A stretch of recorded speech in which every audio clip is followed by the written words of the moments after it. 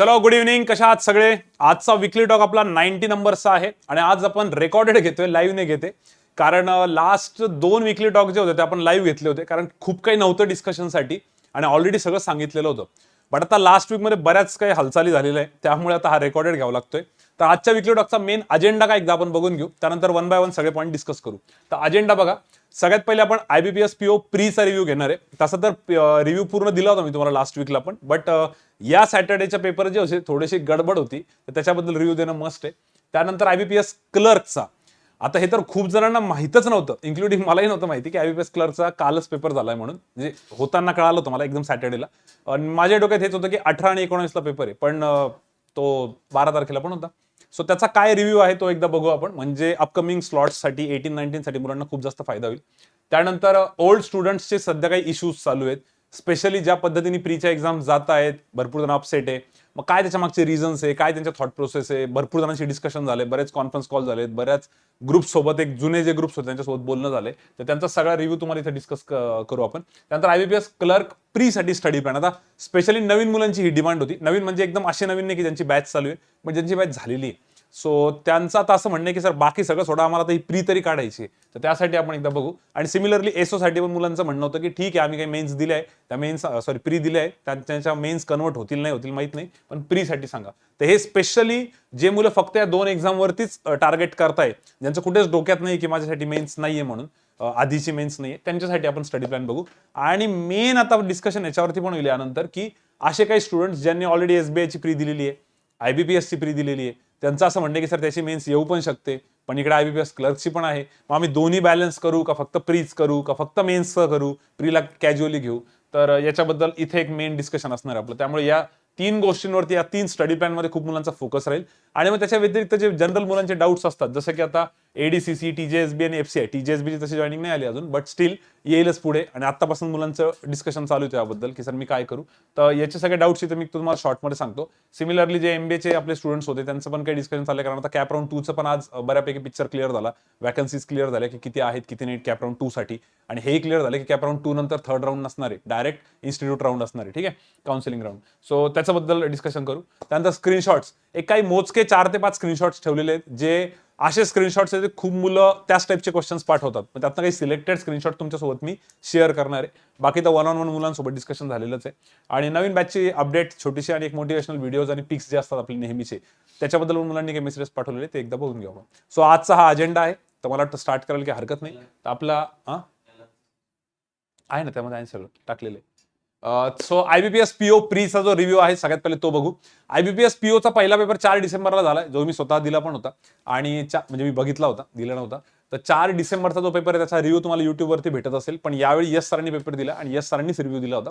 तर सरांचं असं म्हणणं होतं की यावेळेचा जो पेपर झाला आहे 4th शिफ्टचा, स्पेशली 4th शिफ्टचा, तो बऱ्यापैकी म्हणजे ओके पेपर होता. SBI पेक्षा पण थोडा इझी वाटत होता त्यांना, आणि त्यांनी तसा रिव्ह्यू दिला मुलांना. त्यांनी स्वतः पेपर दिला होता त्यांचा. ठीक आहे, पण जे पहिल्या 3 शिफ्ट झाल्या, त्या 3 शिफ्ट बद्दलच्या ज्या मुलांसोबत डिस्कशन झालं, त्यातलं नवीन मुलं तर थोडे बऱ्यापैकी म्हणजे अपसेटच होते की सर थोडा अवघडच गेला, कारण की लेवल थोडी जास्त वाटली त्यांना SBI पेक्षा पण. जुन्या मुलांमध्ये पण काही मुलांची तशी रिॲक्शन आली. आणि जर काही फॅकल्टीजनी पण पेपर दिला होता, तर त्यांचं म्हणणं होतं सर फर्स्ट शिफ्टमध्ये खूपच कमी अटेम्प्ट झालेले आहेत, आणि बऱ्यापैकी म्हणजे रिव्ह्यू असा भेटला की SBI पेक्षा पण आम्हाला अवघड गेला IBPS POचा. ठीक आहे, मुलांकडनं रिव्ह्यू भेटला. आता ऑब्व्हियसली सरांनी तर रिव्ह्यू दिलाच आहे, सरांच्या पॉईंट ऑफ व्ह्यू त्यांनी त्यांच्या शिफ्टचा दिलेला आहे. बट बाकी शिफ्ट ज्या होत्या first, second, third, specially first shift, त्याच्यात थोडासा उलटा रिव्ह्यू भेटला. म्हणजे IBPS POचा असं प्रेडिक्ट केलेलं होतं सगळ्यांनी की SBI पेक्षा थोडा कमी लेवलचा राहील. प्रेडिक्ट काय करायचं आहे, ऑलरेडी 4th डिसेंबरला सगळा पिक्चर क्लिअर झाला होता की पेपर इझी म्हणून. बट इथं सरप्राइझिंगली उलटं झालं काही शिफ्ट्समध्ये. त्यात काही मुलांच्या ब्लंडर पण झालं, त्यांनी ते मान्य पण केलं. त्याच्याबद्दल मी ओल्ड स्टुडंटच्या पॉईंट्समध्ये पुढे डिस्कस करणार आहे. बट एकंदरीत जर बघितलं तर अटेम्प्ट थोडेसे कमी कमी दिसत आहेत. जे की 60+ जास्त दिसत होते 4th डिसेंबरला, ते आता 60च्या खाली येऊन गेलेले आहेत. ठीक आहे, ह्या 11th डिसेंबरला. पण सगळ्यांचेच नाही. आता आता काही जुने एकदम पंटर आजी माजी होते, ज्यांच्या बऱ्यापैकी फेवरमध्ये गेल्या गोष्टी, किंवा ज्यांनी काही बिलकुलच मिस्टेक नाही केली, तर त्यांचा पेपर नीट गेलेला आहे. पण दॅट डज नॉट मीन की तुमचा 60+ असेल तरच तुमचं सिलेक्शन होईल. मला तरी वाटते की 60 बिलो जरी तुमचा अटेम्प्ट असेल तरी पण चान्सेस आहेत, जर तुमची अॅक्युरेसी प्रॉपर असेल तर. आणि याच्यात काही मुलांच्या अशा पण कमेंट्स आल्या होत्या की सर इंग्लिशचा दरवेळेसचा जो अटेम्प्ट होतो तेवढा अटेम्प्ट नाही झाला, किंवा ज्या फ्लोमध्ये इंग्लिश अटेम्प्ट होत होतं आता त्याच्याबद्दल तुम्ही थोडंसं इंग्लिशचं मॅडम सोबत एकदा डिस्कशन करा की बाकीच्या मुलांचे काय रिव्ह्यूज होते. बट असं म्हणायला हरकत नाही की ओव्हरऑल तसा रिव्ह्यू आहे, कारण ज्या दिवशी सरांनी रिव्ह्यू दिला त्या दिवशी मी सरांच्या कानावर ते टाकणार होतो की मला असे रिव्ह्यू भेटताय. बट त्यावेळेस स्केल खूप छोटी होती आणि सरांनी स्वतः पेपर दिला होता, त्याच्यामुळे बेटर सर जास्त भारी सांगणार होते. पण आता मागच्या एक 2-3 दिवसामध्ये जर मुलांशी डिस्कशन झालं, सरप्राइझिंगली संडेला मी यावेळेस मोबाईल बंद नव्हता ठेवला, फोन चालूच होता, तर खूप जणांशी बोलणं झालं. तर त्याच्यानुसार तरी मला असं वाटतंय की आता मी हे सांगायला काही हरकत नाहीये की IBPS POचा पेपर जो होता सेकंड डेचा, तो बऱ्यापैकी लेंदी होता, खूप जास्त कॅल्क्युलेटिव्ह होता. पझल्समध्ये पण बरेच मुलं अडकले जे की कधी अडकत नाही, जुने मुलं स्पेशली. आणि जुन्या मुलांचं एक गोष्ट आहे की त्यांच्यावर एक एक्स्ट्रा प्रेशर तर असतंच, जे की आता जुने झालेले तर निघायलाच पाहिजे पेपर वगैरे, त्याच्यामुळे पण कदाचित प्रॉब्लेम झाला असेल. बट ओव्हरऑल बऱ्यापैकी या एंडला रिव्ह्यूज खूप बघितले. आता सॅटर्डेला एवढे नव्हते भेटले, पण संडे आणि मंडेला आजपर्यंत बऱ्यापैकी रिव्ह्यूज ऐकायला भेटले. सो त्या मुलांनी अपसेट जास्त होऊ नका ज्यांचा 60 बिलो अटेम्प्ट झालेला, इन्क्लुडिंग 3 सब्जेक्ट्स. आणि 60 बिलो झालाय म्हणजे तुमचा पेपर निघतच नाही असं बिलकुल नाही. हा, ॲक्युरेसी खूप इम्पॉर्टंट रोल प्ले करणार आहे आणि बोनस भरभरून भेटेल त्या पोरांना ज्या पोरांचा डिफिकल्ट शिफ्टमध्ये पेपर होता, like second day first shift. ठीक आहे, पण ॲट द सेम टाइम तुम्हाला ॲक्युरेसी मेंटेन करणं अति जास्त महत्त्वाची आहे ॲज फार ॲज कॉन्ट अँड LR इज कन्सर्न. ठीक आहे, इंग्लिशसाठी ठीक आहे, थोडंफार ते लँग्वेज असल्यामुळे थोडं एवढं ॲक्युरेसी राहत नाही कोणाची. त्यात असली तर वेल अँड गुड, त्यात तर खूपच भारी बोनस भेटेल जर राहिली तर, पण ते चान्सेस कमी आहे. बट कॉन्ट अँड LRचं तर लागेलच तुम्हाला. ठीक आहे, तर एकदम टोकाचं डिसिजन घेऊ नका लगेच याच्यानुसार. आणि ॲट द सेम टाइम मुलांचं असं पण म्हणणं होतं मग की सर आता SBIचं पण असं झालं, IBPSचं पण असा मनासारखा पेपर नाही गेला जेवढे आम्ही ठरवले होते, आणि मागच्या ज्या 3 प्री झाल्या त्याचाही नाही, मग आता पुढे कसं करायचं. तर त्यासाठी मी पुढे ओल्ड स्टुडंटचे काही इश्यूज लिहिलेले त्यात मी ते नक्की डिस्कस करेल 2 स्लाईड नंतरच आहे. पण आता जे नवीन मुलं होते, नवीन मुलांचा पेपर ठीकठाक गेला, तर नवीन मुलांनी एकदम असा जास्त विचार नका करू की यार पहिली प्री होती निघत नाही. आपण मेन एक्सपिरियन्ससाठी गेलो होतो, जो की तुम्ही बऱ्यापैकी घेतला. तुम्हाला भरपूर चांगले अनुभव आले असतील. फक्त माझी एक रिक्वेस्ट आहे, आता एका स्टुडंटचा फोन आला होता, नाव नाही सांगत त्या मुलीचं, तिचं तर डायरेक्ट फोनवरच रडणं चालू झालं होतं. आणि ठीक आहे, तिच्या इमोशन्सचा आपण रिस्पेक्ट पण करू, कारण असं होतं की सर एवढं कसं कमी अटेम्प्ट झाला, आणि असं बऱ्याच जणांबरोबर होतं. तर अशा वेळेस मी तुम्हाला एकच सजेस्ट करेल की जे काय तुमचा अनुभव होता ना, तो तुम्ही आमच्यासोबत शेअर केला, मित्रांसोबत डिस्कस केला, मैत्रिणींसोबत डिस्कस केला, आणि सोडून नका देऊ त्याला. प्लीज तुमचं जी मॉक टेस्ट अनालिसिसची एक नोटबुक बनवलेली असेल, तुम्ही जर बनवलेली असेल तर, नसेल बनवलेली तर टेरेसवर जाऊन खाली उडी मारा, तुमच्यासारखं मूर्ख कोणी नाही. मग पण ती बनवलेलीच असेल सगळ्यांनी मॉक टेस्ट अनालिसिसची एक नोटबुक, त्या नोटबुकमध्ये तुमचा एक्सपिरियन्स पहिले नोट डाऊन करा. काय काय मेजर ब्लंडर झालं तुमच्याकडनं, काय तुम्हाला असं वाटतं की त्यावेळेस मी असं करायला पाहिजे जेणेकरून हे चांगलं झालं असतं, तुमचा सेपरेट एक सेल्फ एक्सपिरियन्स त्याच्यामध्ये नोट डाऊन करा. रिझन, ज्यावेळी पण एक्झाम असते त्याच्या एक दिवस अगोदर आपण सेशन घेतो बघा युट्यूबवर, आणि तुम्हाला एक पेपरची स्ट्रॅटेजी सांगतो. त्याच्यात सगळ्यात जुन्या मुलांचे एक्सपिरियन्सेस, माझे स्वतःचे एक्सपिरियन्सेस, बाकी फॅकल्टीचे एक्सपिरियन्स आपण शेअर करतो. पण त्यात कदाचित हाही तुमचा एक पॉईंट ऍड होईल आणि तुम्हाला कळेल की यार अशी मेजर ब्लंडर नाही करायला पाहिजे. ठीक आहे, सो तो एक पॉईंट बघा जरा. IBPS POच्या रिव्ह्यूमध्ये मला वाटतं एवढंच होतं, याच्या पलीकडे जास्त काही नाही. बॉटम लाईन एवढी होती की SBI पेक्षा सेकंड डेला मुलांनी एक तर SBI सारखाच पेपर असा रिव्ह्यू दिला किंवा त्याच्यापेक्षा खराब पेपर असा रिव्ह्यू दिला.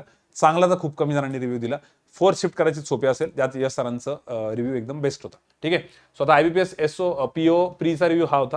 आता नेक्स्ट जो आहे तो IBPS क्लर्क प्रीचा रिव्ह्यू आहे. तर IBPS क्लर्क प्रीच्या रिव्ह्यू मध्ये काय, भरपूर जणांना आता हे कळलं की अरे पेपर झालाय म्हणून, आम्हाला तर माहितच नाही. ठीक आहे, तर पेपर झालेला आहे, पण त्याच्यामध्ये सगळे नवीन स्टुडंट्स होते, म्हणजे 95% नवीन स्टुडंट्स होते, जुने स्टुडंट नव्हतेच कोणी. आणि असं IBPS खूप वेळेस करतं, ज्यावेळी कमी स्ट्रेंथ इकडे असते, कमी स्ट्रेंथ म्हणण्यापेक्षा कमी दिवस असतात, 3 दिवस आहेत, आणि असे पेपर लागून येतात ना. असं मागे पण झालेलं आहे की जुन्या मुलांचे पेपर शेवटी ठेवलेले होता आणि फर्स्ट डेला डायरेक्ट नवीन. असं आता त्यांना कसं कळतं, जुने नवीन रजिस्ट्रेशन असतं ना त्यांच्याकडे, सगळ्यांचा डेटा असतो ना.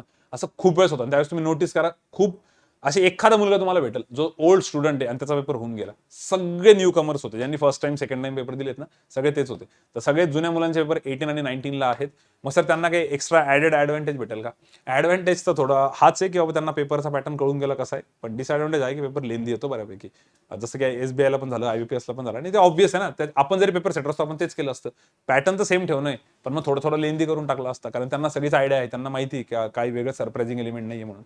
ठीक आहे, त्याचा रिव्ह्यू काय होता, तर याच्याबद्दल मुलांचं असं म्हणणं होतं, नवीन मुलं तर एकदम खुश होते, एकदम ढगात होते, कारण की 15 तर सिम्प्लिफिकेशन अप्रॉक्सिमेशन मध्येच त्यांना 15 मार्क्स भेटत आहे. 5 नंबर सिरीज किंवा कंपॅरिझनचे एक 20 मार्क्स पर्यंत त्यांना बेसिकच विचारलं होतं, जे की बॅच चालू होताना आपण पहिल्या दिवशी लिहून देतो, पण त्यांचा विश्वास नसतो की अरे 20 मार्क्स, 35 पेक्षा 20 मार्क्स जर का तुम्हाला बेसिक विचारतात अजून काय पाहिजे.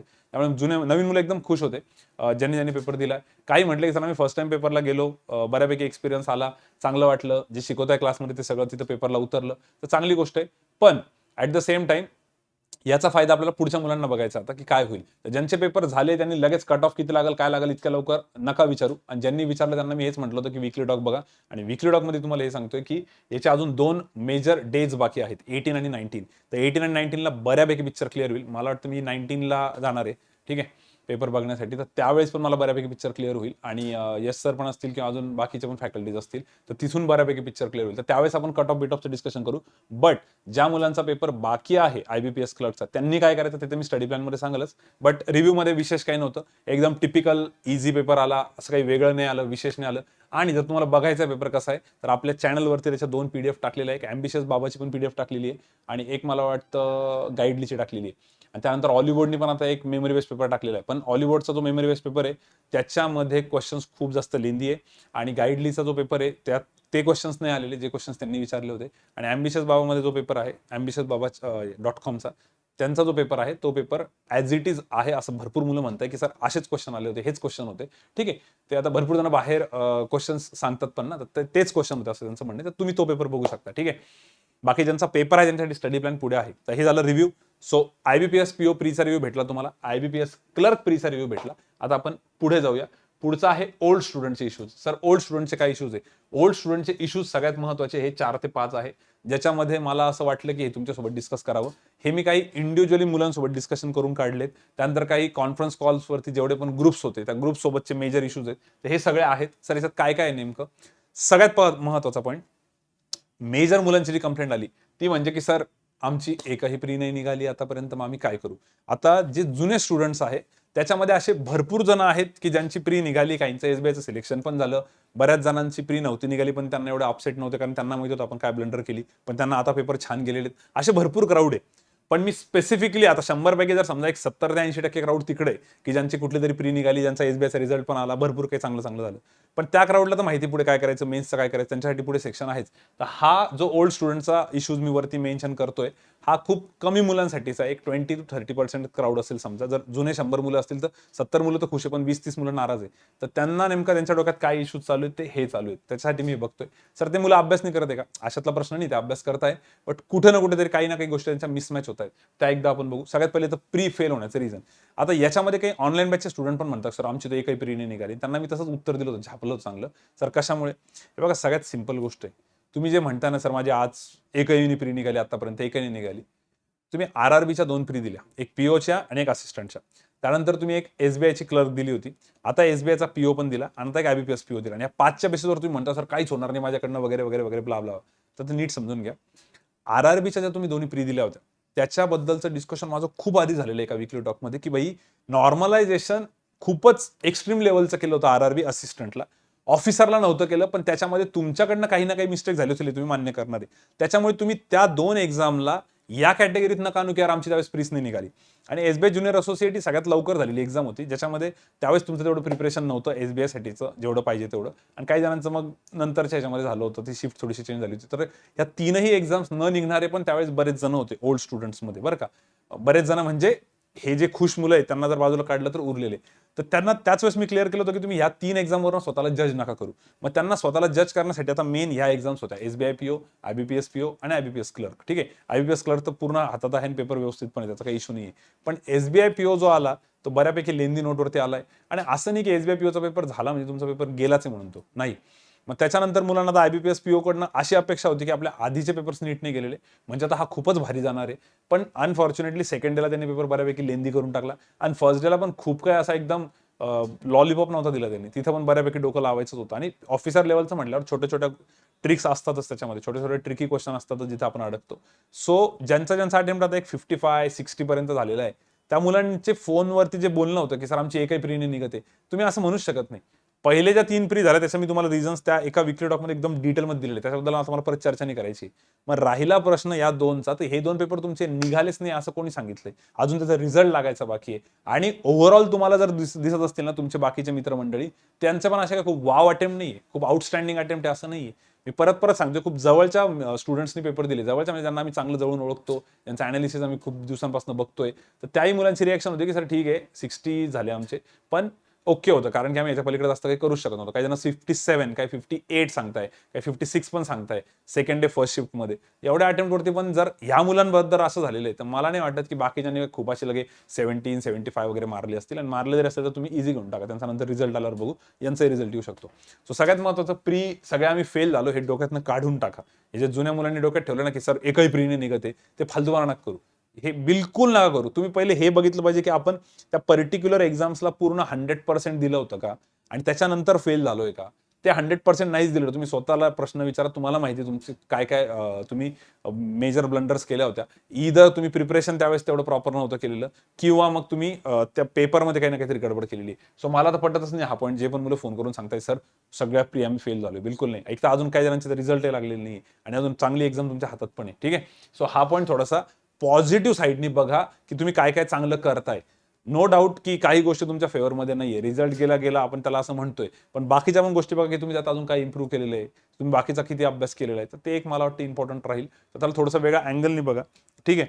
आता निगेटिव्ह बघायचं आहे तुम्हाला, तर या पाण्याच्या बॉटलमधनं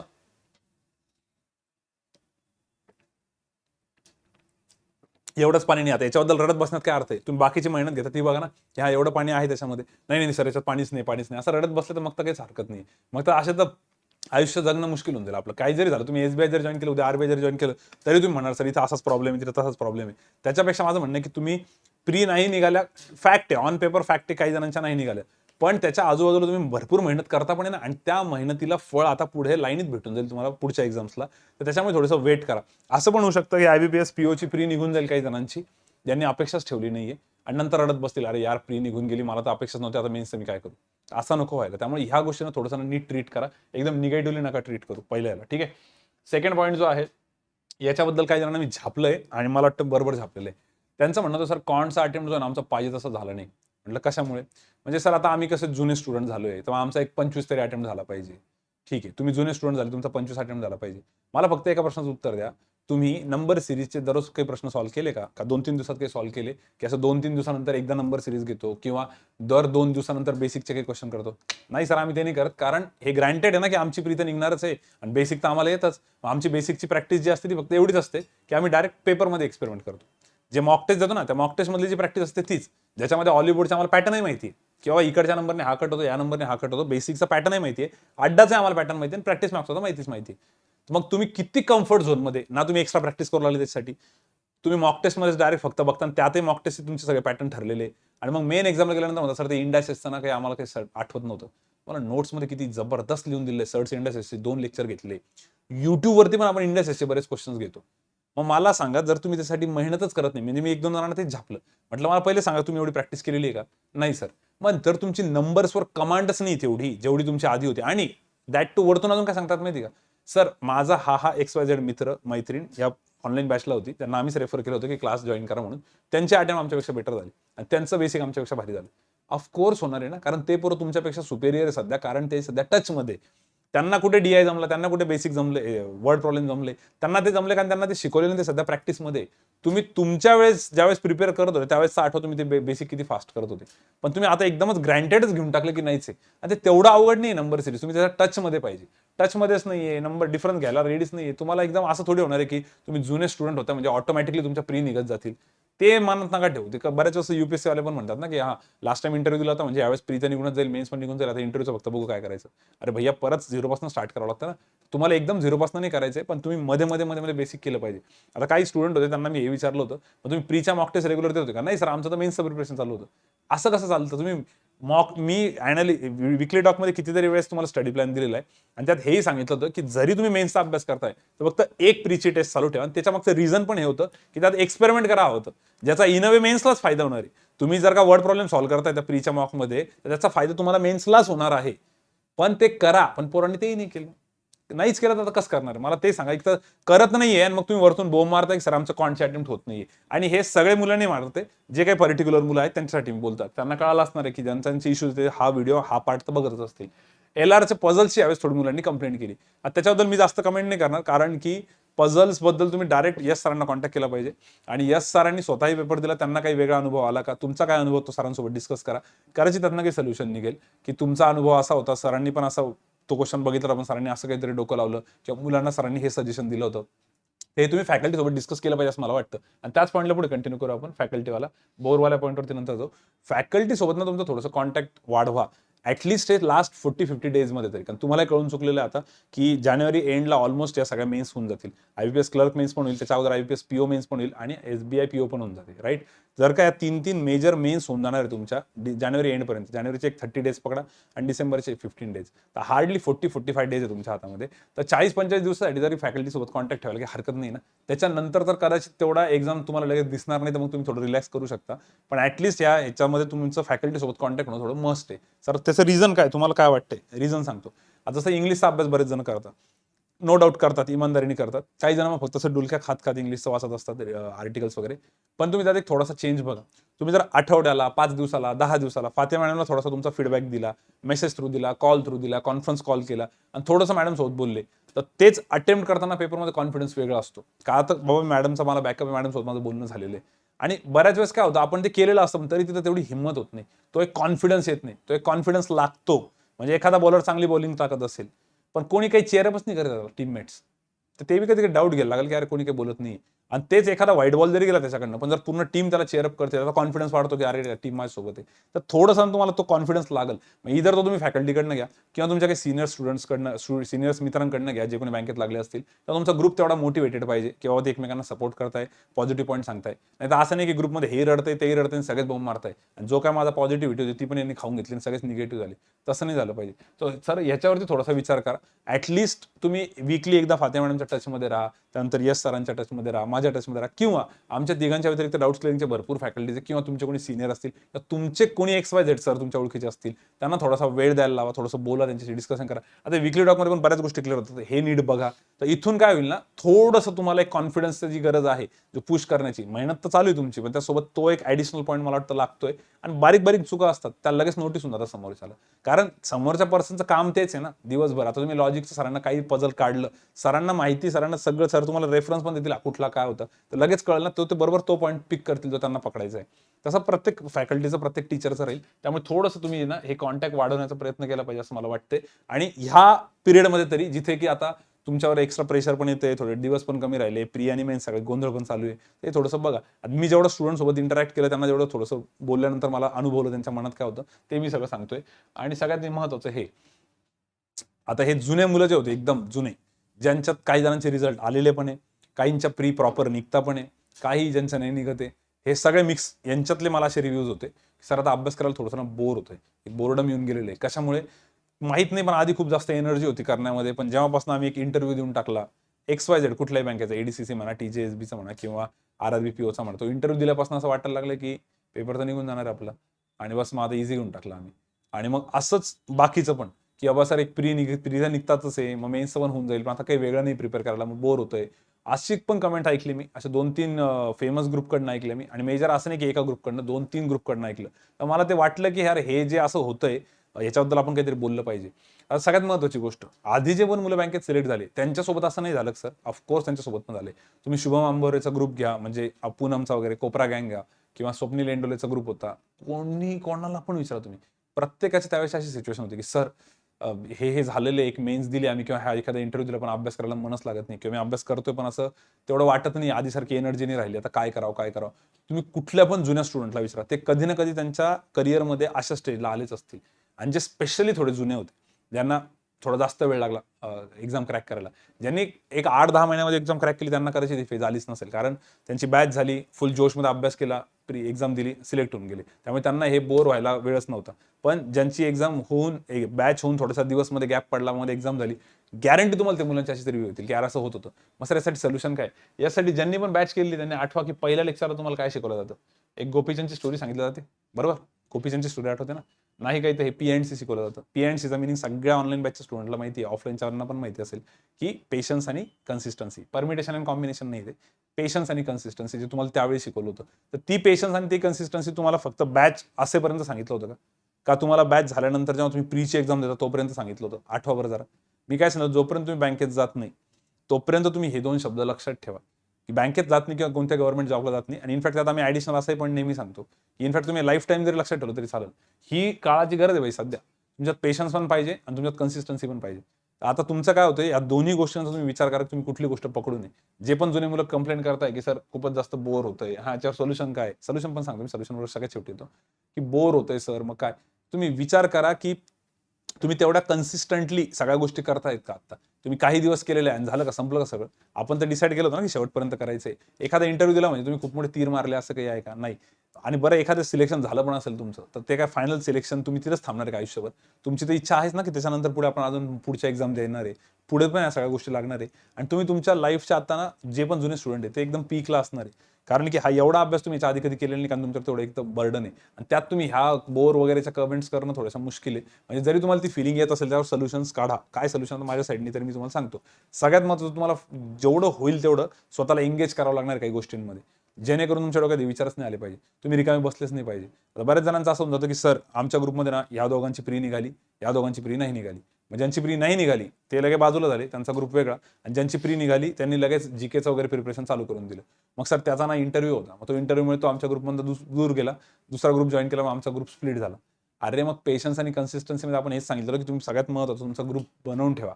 मग त्या ग्रुपमधल्या कोणाची प्री निघो न निघो, त्यांचं कुठलं इंटरव्ह्यू असो नसो, पण तुम्ही ग्रुपमधल्या काही ऍक्टिव्हिटीज तर कंपल्सरी बेसिसवर चालू ठेवल्या पाहिजे. काही ऍक्टिव्हिटीज कंपल्सरी बेसिसवरती चालू ठेवल्या पाहिजे. फॉर एक्झाम्पल, जरी समजा माझा एखाद्या बँकेच्या कुठल्या काही इंटरव्ह्यू असेल किंवा मला जीकेचं करायचंय, तरी मी काय 24 तास ते थोडी करणार आहे. मी काही वेळ करेल तेवढा वेळ मी बाजूला काढेल, पण ग्रुपमध्ये काही ऍक्टिव्हिटीज तुमच्या सेम पाहिजे, जेणेकरून तुमचा तो टाइम फिक्स राहील की चला एवढ्या टाइमला आपल्याला हेच करायचंय. म्हणजे तो ग्रुपची बॉन्डिंग तेवढी चांगली राहील आणि त्याच्याने थोडं सगळ्यांना जोश येईल. तर एक तर तुम्हाला ग्रुप थोडासा पॉझिटिव्ह ठेवावा लागेल.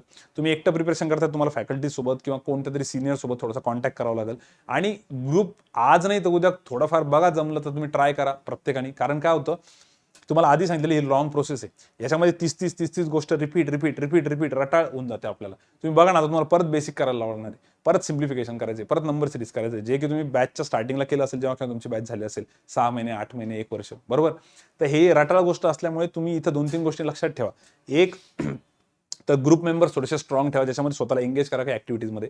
आता लगेच वय पोरांचं रडणार येईल, सर माझ्याकडे ग्रुपच नाहीये आणि नवीन ग्रुप मला एक्सेप्ट नाही करत आहे. ऑफकोर्स नाही एक्सेप्ट करणार, कारण त्यांना वाटेल की नवीन कोणाला तरी आणायचं आणि परत अजून काहीतरी गडबड होऊन जाईल, आपला सगळा वेळ जाईल, तर ते नाही एक्सेप्ट करणार. तुम्ही पण नसतं केलं कदाचित, ठीक आहे. मग ते नसतील एक्सेप्ट करत, तर त्याच्यासाठी तुमच्याकडे सोल्युशन आहे. तुम्ही जे कोणी फॅकल्टी मेंबर्स तुमच्याकडनं अभ्यास करून घेताय, फॉर एक्झाम्पल ऑफलाईनमध्ये तसा अभ्यास करून घेणं हे थोडंसं मुश्किल होतं. त्यावेळेस तर आपण तुम्हाला फक्त टास्क द्यायचो आणि तुमचं हे करायचो. इथं तो तुमच्याकडनं करून घेतलं जातं. सगळ्यात बेस्ट एक्झाम्पल एलआरचं लाईव्ह सेशन. तुमच्याकडनं बरोबर 1 ते 3 मध्ये ते अभ्यास करून घेतला जातो ना, की तिथं प्रेझेंट राहायचं, जसं तुम्ही लेक्चरला प्रेझेंट राहायचे, बरोबर. फक्त त्या लाईव्ह सेशनसाठी आपण काही एक्स्ट्रा फीस चार्ज नाही केलेली, आपण तेवढेच घेतलेले. मुलांना कधी कधी किंमत नाही राहत. त्यांना असं वाटतं ज्यावेळेस आपण बॅच जॉईन केली त्यावेळेस आपण या बॅचच्या पैशासाठी पैसे भरलेले, लाईव्ह सेशन तर सगळ्यांसाठी फ्री आहे, मग हे काय करायचं, असा कधी कधी माइंडसेट होतो. तर तुम्ही स्वतःला ना अशा गोष्टींमध्ये एंगेज करून घ्या की जिथे तुमच्याकडनं काहीतरी करून घेतलं जातंय. मग एलआरचं लाईव्ह सेशन म्हणा, त्यानंतर कॉन्टचं आहे, इंग्लिशचं आहे, युट्यूबवर काही सेशन्स आहे. पण प्लीज ते सेशन्स तुम्ही रेकॉर्डेड नका बघू. रेकॉर्डेड बघणं म्हणजे ते एखाद्या पुस्तकातून सॉल्व्ह करण्यासारखं आहे. तुम्हाला फक्त ती फिलिंग परत आली पाहिजे, ते प्रेशर हँडलिंग जमलं पाहिजे, ते सगळ्या मुलांसोबत तुम्हाला कॉम्पिटिशनमध्ये उतरायचं आहे. 2 गोष्टी चुकवल्या की नंतर आपल्याला लाज वाटते, आपण परत बाउन्स बॅक करतो. ह्या सगळ्या गोष्टी मॅटर करणार आहे.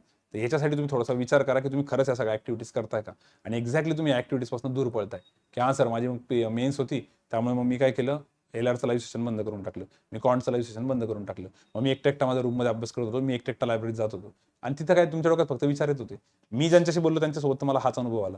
म्हणून मला असं वाटतं, आणि ज्यांना हा प्रॉब्लेम आहे त्यांच्याबद्दल बोलतोय. सगळ्या स्टुडंट सोबत असं होतं असं नाही, काही काही जण करताय व्यवस्थित, मेंटेन करतायत त्या गोष्टी. कारण आता मागे एक श्रद्धा केदारचा ग्रुप होता बघा, श्रद्धा, शिल्पा, शुभांगीचा. त्यांनी पण काही दिवस बंद करून टाकलं होतं सेशन.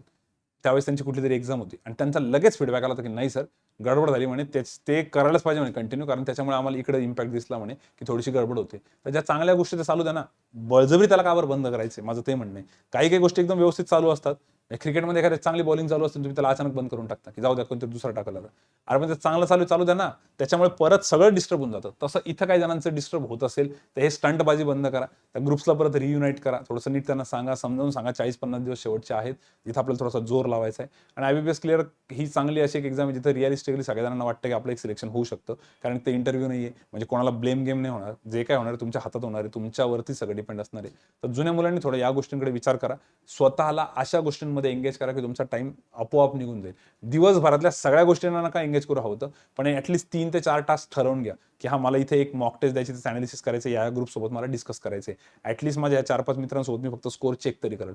ऍटलीस्ट तुम्ही कोणासोबत स्कोर चेक करत असाल तर तुम्हाला थोडीशी लाज तरी वाटेल आणि तुम्ही ती मॉक टेस्ट थोडीशी सिरियसली द्याल. ठीक आहे. त्यानंतर सेशन्स तर आहेतच, युट्यूबचे म्हणा, टेलिग्रामचे म्हणा, आणि बाकी फॅकल्टी सोबत कॉन्टॅक्ट, तुमच्या ग्रुप सोबत कॉन्टॅक्ट, तिथे थोडंसं डिस्कशन, जीकेचं म्हणा. आता भरपूर जण म्हणतात सर आम्हाला ग्रुपमध्ये नाही आवडत, नका ग्रुपमध्ये, पण ऍटलीस्ट तुम्ही एक क्रॉस चेकिंग तर करू शकता की तुला मॉकमध्ये किती स्कोर आला, तेवढं विचारायला काय चाललेलं आहे. हा, हेल्दी कॉम्पिटिशन ठेवा, जरा पॉझिटिव्हली घ्या, पण एवढं करू शकता तुम्ही. आणि एवढंही नसेल होतं तर काही मुलांकडनं तर अजून एक सोल्युशन आहे. अजित सर जे आहे ते ऑफलाईनला डाऊट्स क्लिअरिंग करताय. तिथे भरपूर जण आहे जे दुपारच्या टाइमला जाऊन पूर्ण मेन्सचं डिटेल अनालिसिस करून घेतात सरांकडनं आणि मेन्सचं करतायत ते. तर ते बघितल्यावर तुम्हाला थोडी लाज वाटेल की यार आपण असं पण तर करू शकतो. आपल्याला इथं फॅकल्टीज अवेलेबल आहे पण आपण त्यांचा युजच नाही करत आहे, किंवा आपल्याला काही मित्र आहेत सोल्युशन द्यायला, आपण त्यांचा युजच नाही करत आहे. असं काहीतरी करा. एकदा व्हिजिट करून बघा तुम्ही ऑफलाईनला, अजित सर तुम्हाला सांगतील व्यवस्थित. आणि जे ऑनलाईनवाले आहेत ऑनलाईनला पण भरपूर जण तुम्हाला सांगायला तयार होतो, तुम्ही अप्रोच करा त्यांना. मला तरी वाटतं की फॅकल्टीज, फॅसिलिटीज, आपण जे पण म्हणतो ते सगळं आहे तुमच्याकडे, फक्त तुम्ही त्याचा यूज नाही करत आहे काही जण. मग बोर झालं म्हणून तर काही सोल्युशन नाही आहे. कारण पहिल्याच दिवशी क्लिअर केलेलं आहे तुम्हाला बँकिंगच्या या फील्डमध्ये आल्यानंतर की जोपर्यंत सिलेक्शन होत नाही तोपर्यंत आपल्याला हे रटाळ रिपीट करायचं आहे. त्यामुळे इथं मग कन्सिस्टन्सी आणि पेशन्स दोघांची गरज पडते.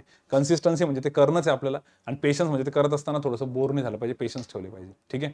सो त्या सगळ्या गोष्टी आठवा ज्याच्यामुळे तुम्हाला मोटिवेशन भेटलं होतं अभ्यास करायचं. हे असं अचानक नाही जायला पाहिजे तुम्हाला, बोर होणं वगैरे वगैरे फॉर एनी रिझन. मग तुमचा इंटरव्ह्यू असो नसो, ते जे काय असेल तुमचं. ठीक आहे. सो आय होप ओल्ड स्टुडंटचे हे मेजर इश्यूज होते जे आम्ही त्यांच्याशी फोनवर डिस्कशन करून काढले होते. तर पुढचा एक पॉईंट बघून घेऊ आपण.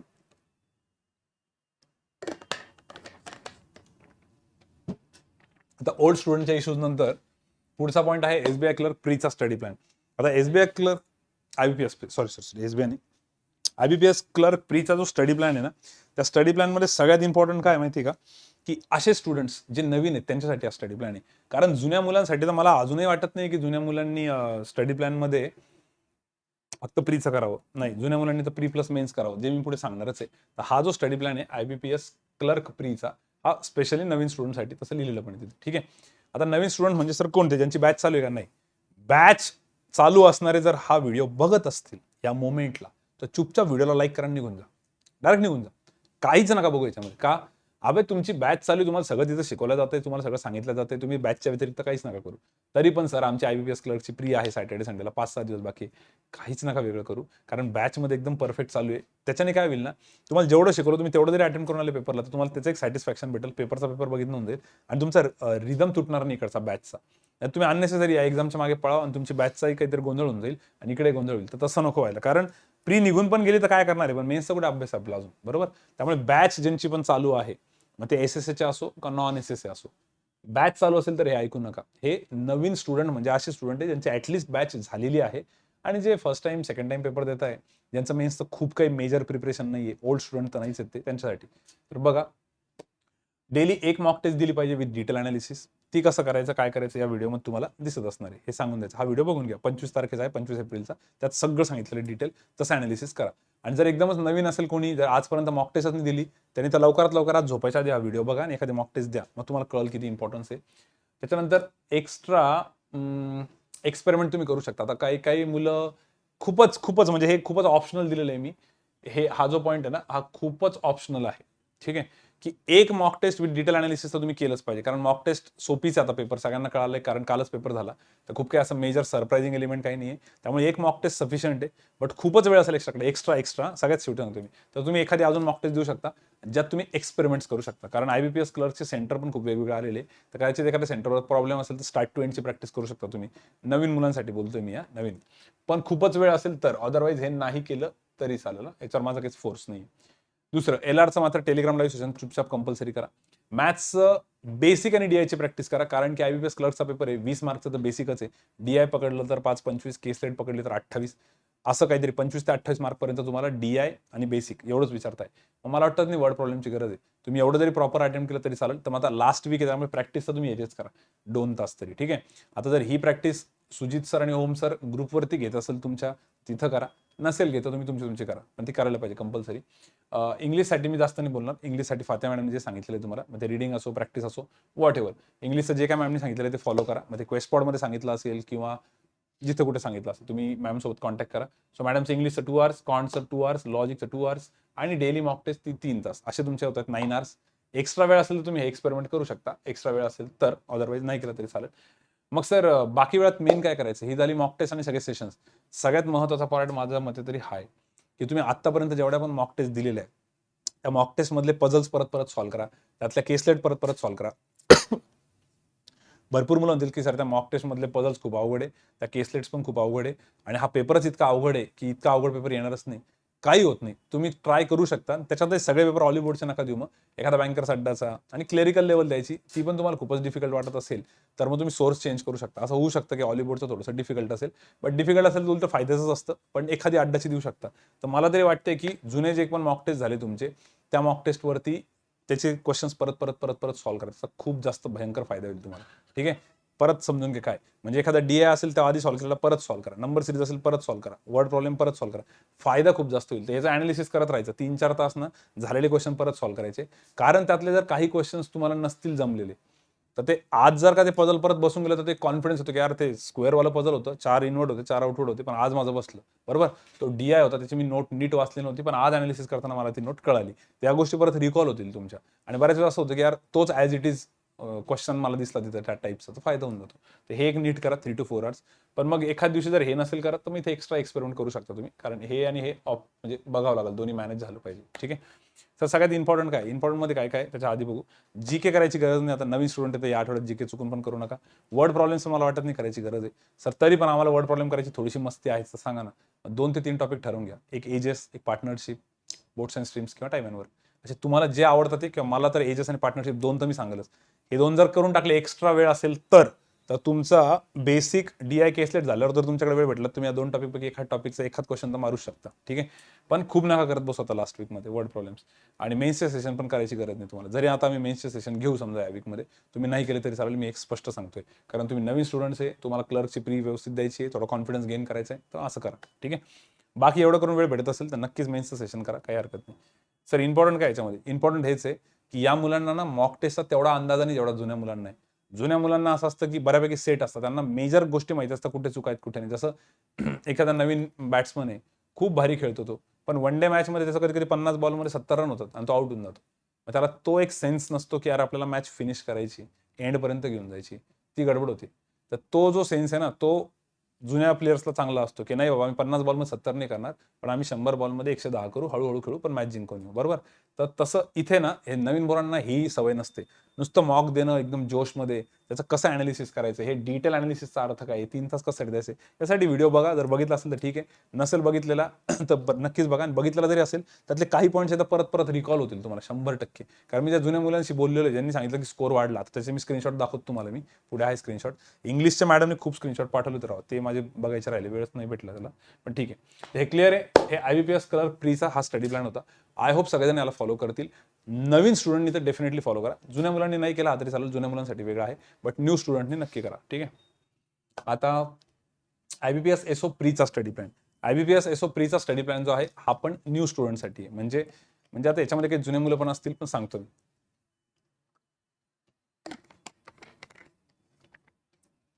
न्यू स्टुडंट म्हणजे असे की जे फक्त IBPS SOची प्री देत आहे, ज्यांनी आजपर्यंत जास्त काही एक्झाम दिली नाही, त्यांची फर्स्ट एखादी प्री असेल, आणि ज्यांनी मेन्सचा काही अभ्यास चालू नाही त्यांचा जनरल बँकिंगचा, फक्त SOचाच अभ्यास चालू आहे. आता भरपूर मुलं असे आहेत, आपल्या क्लासचे तर सगळेच मुलं असे आहेत की जे जनरल बँकिंगचा पण अभ्यास करत आहेत. त्याच्यामुळे ते हे सगळे या कॅटेगरीत येणार नाही. त्यांचा कदाचित मेन्सचा साईड बाय साईड अभ्यास चालू असेल तर त्यांनी हे नका करू. पण ज्यांचे फक्त SOची प्री आहे, मग ते AFO वाले असो, मार्केटिंगवाले असो, कोणी का असेल, ठीक आहे, ॲग्रीवाले असो किंवा SO कोणते पण म्हणा, स्पेशलिस्ट ऑफिसर, त्यांचं सगळ्यांचं ही सिच्युएशन असेल की यार फर्स्ट पेपर होता, 4-5 दिवस बाकी आहे किंवा 2 आठवडे बाकी आहे, हा यांच्यासाठी 2 वीक्स बाकी आहे अजून. तर आम्ही 2 वीक्ससाठी काय करायला पाहिजे, तर 2 वीक्सच्या हिशोबाने मी बनवलेलं आहे. सगळ्यात महत्त्वाचं मॉक टेस्ट आणि डिटेल अनालिसिस. आता याच्यात तुम्हाला एक्स्ट्रा 2-2 मॉक टेस्टची तर गरजच नाही. ज्या मुलांची IBPS क्लर्क आहे त्यांना मागच्या याच्यात मी सांगितलं 2 मॉक टेस्ट, पण तुमच्यासाठी मला नाही वाटत 2 मॉक टेस्टची गरज आहे. तुमच्यासाठी 1 मॉक टेस्ट सफिशियंट आहे. पण हे 4 आवर्स का बरं लिहिलंय सर? आता एसओचा जो पेपर आहे तो तुमचा याच्या पेपर सारखा नाहीये की 20-20-20 60 मिनिट 60 क्वेश्चन झालं.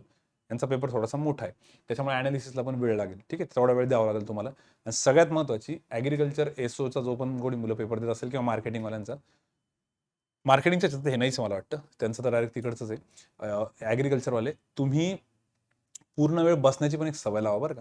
तुम्हाला एवढं 2 तास बसण्याची सवयच नसणार आहे. बऱ्याच जणांना 1च तास बसण्याची सवय असेल, बोर होत असेल. तर पहिले हे पेपर ना, हे जे सांगतोय ना, की पेपर बसा आणि अनालिसिस करा, जे सवय लावायचा फायदाच होईल तुम्हाला. ठीक आहे. LR साठी तर चुपचाप टेलिग्राम लाईव्ह करा. दुसरं करायची गरज आहे, पुढे सांगितलेलं आहे मी इथे. LR साठी टेलिग्राम लाईव्ह, क्वांटसाठी बेसिक आणि DI प्रॅक्टिस करा. कारण की जरी ॲग्रिकल्चरचे मुलं पेपर देत आहे, तर तुम्ही ह्या 2 गोष्टींना पहिले प्रायोरिटी द्या. खूप जास्त प्रायोरिटी द्या. आणि नवीन स्टुडंट आहे म्हटल्यानंतर त्यांचं ह्याच 2 गोष्टी किती पक्क्या आहे माहीत नाही. तर बेसिक, DI, केस. बेसिक म्हणजे काय? नंबर सिरीज, सिम्प्लिफिकेशन, कंपॅरिझन सगळं झालं त्याच्यामध्ये. ठीक आहे. तर हे 2 तास चालू ठेवलं पाहिजे. हे आता तुम्ही तुमच्या ग्रुपमध्ये करा, इंडिव्हिज्युअली केलं तरी चालतं. मी जसं स्टडी प्लॅन तुम्हाला क्लासमध्ये लिहून दिला होता, जेवढ्या PDF दिल्या होत्या त्या जरी केल्या तरी चालेल. पण आपल्या क्लासच्या नोट्स एकदा नक्की रिवाईज करा. त्यातनं तुम्हाला सर्ट्स आणि इंडेक्सेसचे वगैरे भरपूर रूल क्लिअर होतील. बऱ्याच जणांचा तो प्रॉब्लेम असतो. ठीक आहे. नंतर इंग्लिशसाठी फातिमा मॅडम नी जे काय सांगितलं असेल, मॅमनी जे काही सेशन घेतलं असेल, मॅडम जे सांगतील ते. सो इंग्लिशसाठी 2 ते 3 तास इंग्लिश इकडे जास्त इम्पॉर्टंट रोल प्ले करणार आहे. कॉन्टचे 2 आवर्स, लॉजिकचे 2 आवर्स आणि अनालिसिस. हे तर तुमचं बेसिक झालं. ठीक आहे. याच्या पलीकडे काय आता? याच्या पलीकडे मला असं वाटतं थोडीशी एक्स्ट्रा प्रॅक्टिस लागेल तुम्हाला, की ओव्हरऑल लीड घेण्यासाठी, जी मागच्या वर्षी लागली होती तशी यावर्षी जागा जास्त आहे, बट स्टील. जसं की एक्झाम्पल म्हणून सांगतो, की तुम्ही 3 ते 4 तास एक्स्ट्रा प्रॅक्टिस करू शकता कॉन्ट एलरची. काय सर? तसं कॉन्टमध्ये तुम्ही सिलेक्टेड वर्ड प्रॉब्लेमची टॉपिकची प्रॅक्टिस करा. त्यामध्ये एजेस झाला, पार्टनरशिप झाला, टाइम अँड वर्क झाला. इथं लिहिलेलेच बघा, बरोबर? Ages, partnership, time and work etcetera. किंवा तुम्ही टाइम अँड वर्कच्या ऐवजी बोट्स अँड स्ट्रीम घेऊ शकता. हे 3-4 टॉपिक असे ज्याचे क्वेश्चन येतात, म्हणजे येतातच मोस्टली. 4 पैकी 3 टॉपिकचे देतील, 3 पैकी 2 टॉपिकचे देतील. तर तुम्हाला ते 2 मार्क एक्स्ट्रा क्वेश्चन राहील तुमच्याकडे, की बेसिक, DI, केसलेट आणि हे एक्स्ट्रा क्वेश्चन. एवढं जरी केलं तुम्ही, बाकीचा सिलेबस काही बघितलाच नाही, कुठले दुसरे वर्ड प्रॉब्लेम्स, क्वांटिटी 1, क्वांटिटी 2, त्यानंतर मेन्सुरेशन, जॉमेट्री, नाही त्याची गरज नाही. एवढं जरी केलं तरी भरपूर काम होतं. कारण की पण याच्यातलं सगळंच परफेक्ट पाहिजे. याच्यात असं नाही झालं पाहिजे की 5 नंबर सिरीज होत्या, 3 सोडून दिल्या, 2 DI होते, त्यातला 1च DI आला. हे असं फालतूपणा नाही पाहिजे. हे एकदम परफेक्ट पाहिजे. एवढं असेल तर मग काम होऊन जातं. त्यानंतर LRचे इनपुट आउटपुटची तुम्ही एक्स्ट्रा प्रॅक्टिस करू शकता. कारण LRच्या टेलिग्राम लाईव्हमध्ये इनपुट आउटपुटची तेवढी प्रॅक्टिस होत नसेल. पण इकडे SOसाठी मात्र इनपुट आउटपुट येऊ शकतं. ठीक आहे. त्याच्यानंतर किंवा कुठला पण एक टॉपिक जो तुमचा थोडासा मागे पडलेला आहे, जो तुम्हाला असं वाटतं की LRच्या टेलिग्राम लाईव्हमध्ये पझल जास्त होत आहे, तर तुम्ही एखाद दिवशी एखादा topic side by side blood relation थोडासा सॉल्व्ह करू शकता. दुसऱ्या दिवशी कोडिंग डिकोडिंग घेऊ शकता. एखाद्या दिवशी सिलॉजिझमची थोडी जास्त प्रॅक्टिस करू शकता. तर असं मला वाटतं की एक शेड्यूल पाहिजे. यासाठी ॲग्रीच्या खूप मुलांचे फोन आले होते. तर हे बघा, तुमचं एक मॉक टेस्ट अनालिसिस चांगली पाहिजे, त्यासाठी हा व्हिडिओ नीट बघा. ग्रुपमध्ये डिस्कशन करा. अजित सर डाऊट्स क्लिअरिंगला आहे, तुम्ही त्यांना जाऊन भेटू शकता. ते तुमचं अनालिसिस पण तिथं घेतील. LR लाईव्ह सेशन, मॅथ्सचं लाईव्ह सेशन, इंग्लिशचं मॅडम जे सांगितलं असेल ते, याची एक्स्ट्रा प्रॅक्टिस करा. हे जरा कामाचं आहे. हे एक्स्ट्रा प्रॅक्टिस जरा कामाची आहे. ठीक आहे. एक्झाम्पल सांगितलं मी. आणि सगळ्यात इम्पॉर्टंट काय, मॉक टेस्ट अनालिसिसचा व्हिडिओ होता. ओके. आणि हा एक पॉईंट, हा पॉईंट किती जण ऐकतील माहित नाही मला, पण हा फॉलो करा. गॅरंटी सांगतो, पेपर नंतर पोरं म्हणतील सर त्या पॉईंटमुळे आम्हाला फायदा झाला. काय?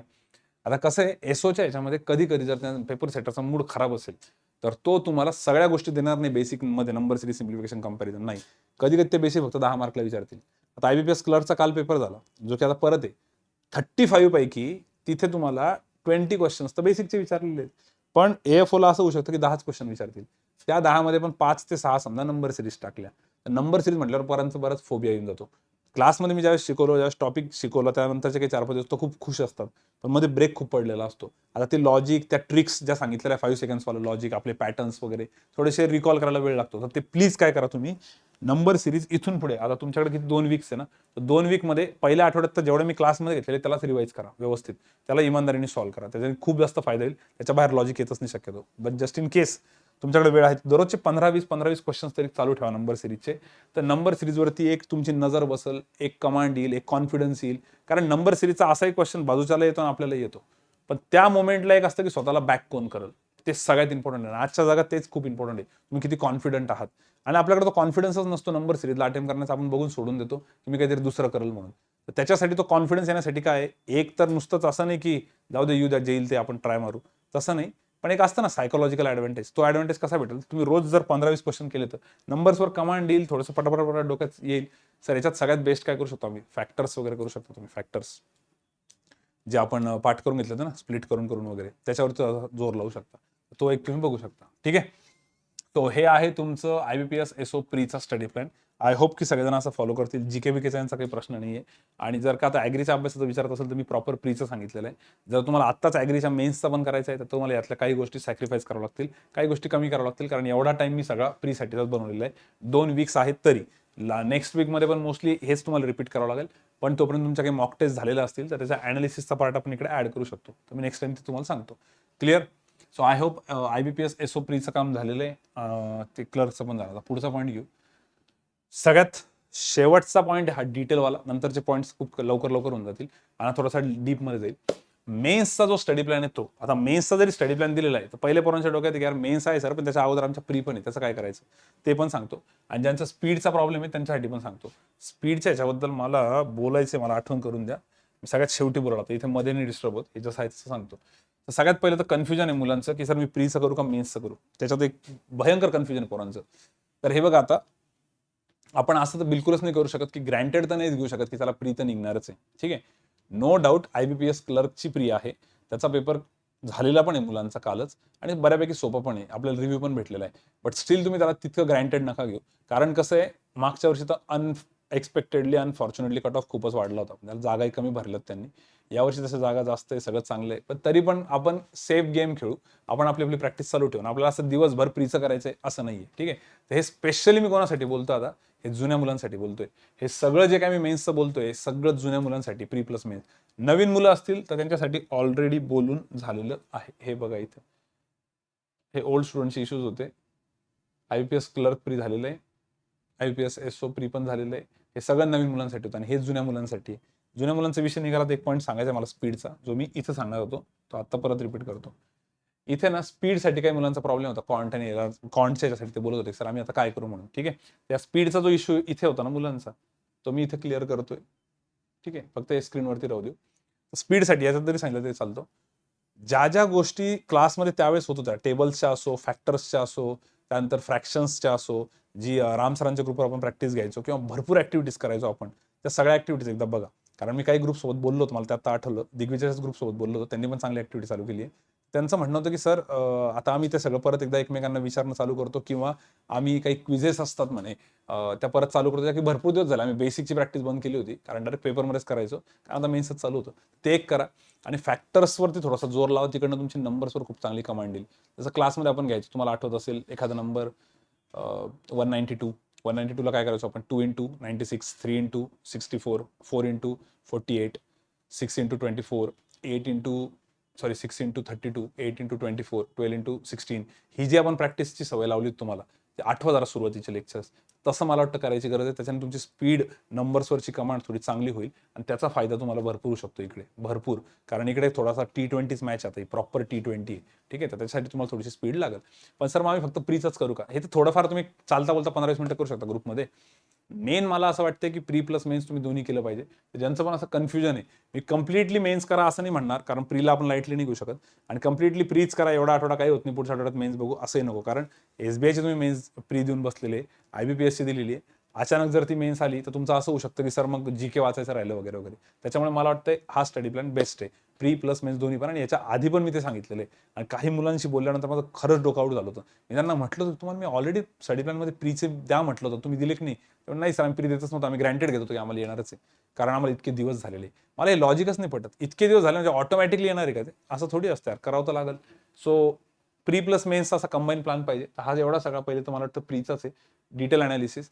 आता प्रीच्या ज्या मॉक देत आहेत त्यात जर तुम्हाला खूपच बोर झालं तरी कंट्रोल करा, आणि जी तुमची बेस्ट स्ट्रॅटर्जी आहे तीच लावा, की पहिले बेसिक, मग DI, मग केस, आपली जी नॉर्मल स्ट्रॅटर्जी असते ती. कारण आता लास्ट वीक याच्यात एक्सपेरिमेंट जास्त करू नका. ठीक आहे, एखाद्याला खूपच मस्ती असेल तर याच्या पलीकडे तुम्हाला काय एक्सपेरिमेंट करायचं तुम्ही करू शकता, सेक्शनल 20-20 मिनिट्स देऊन. पण अदरवाईज मला वाटतं हे डिटेल झालं पाहिजे, आणि डिटेल म्हणजे यातले वर्ड प्रॉब्लेम वगैरे सगळे मारून द्या, काहीच टेन्शन न घेऊ. ठीक आहे, नवीन मुलांना मी वर्ड प्रॉब्लेम नाही करायला सांगितले 2 स्लाईड पूर्वी, पण तुम्ही मात्र वर्ड प्रॉब्लेम पण करायला पाहिजे.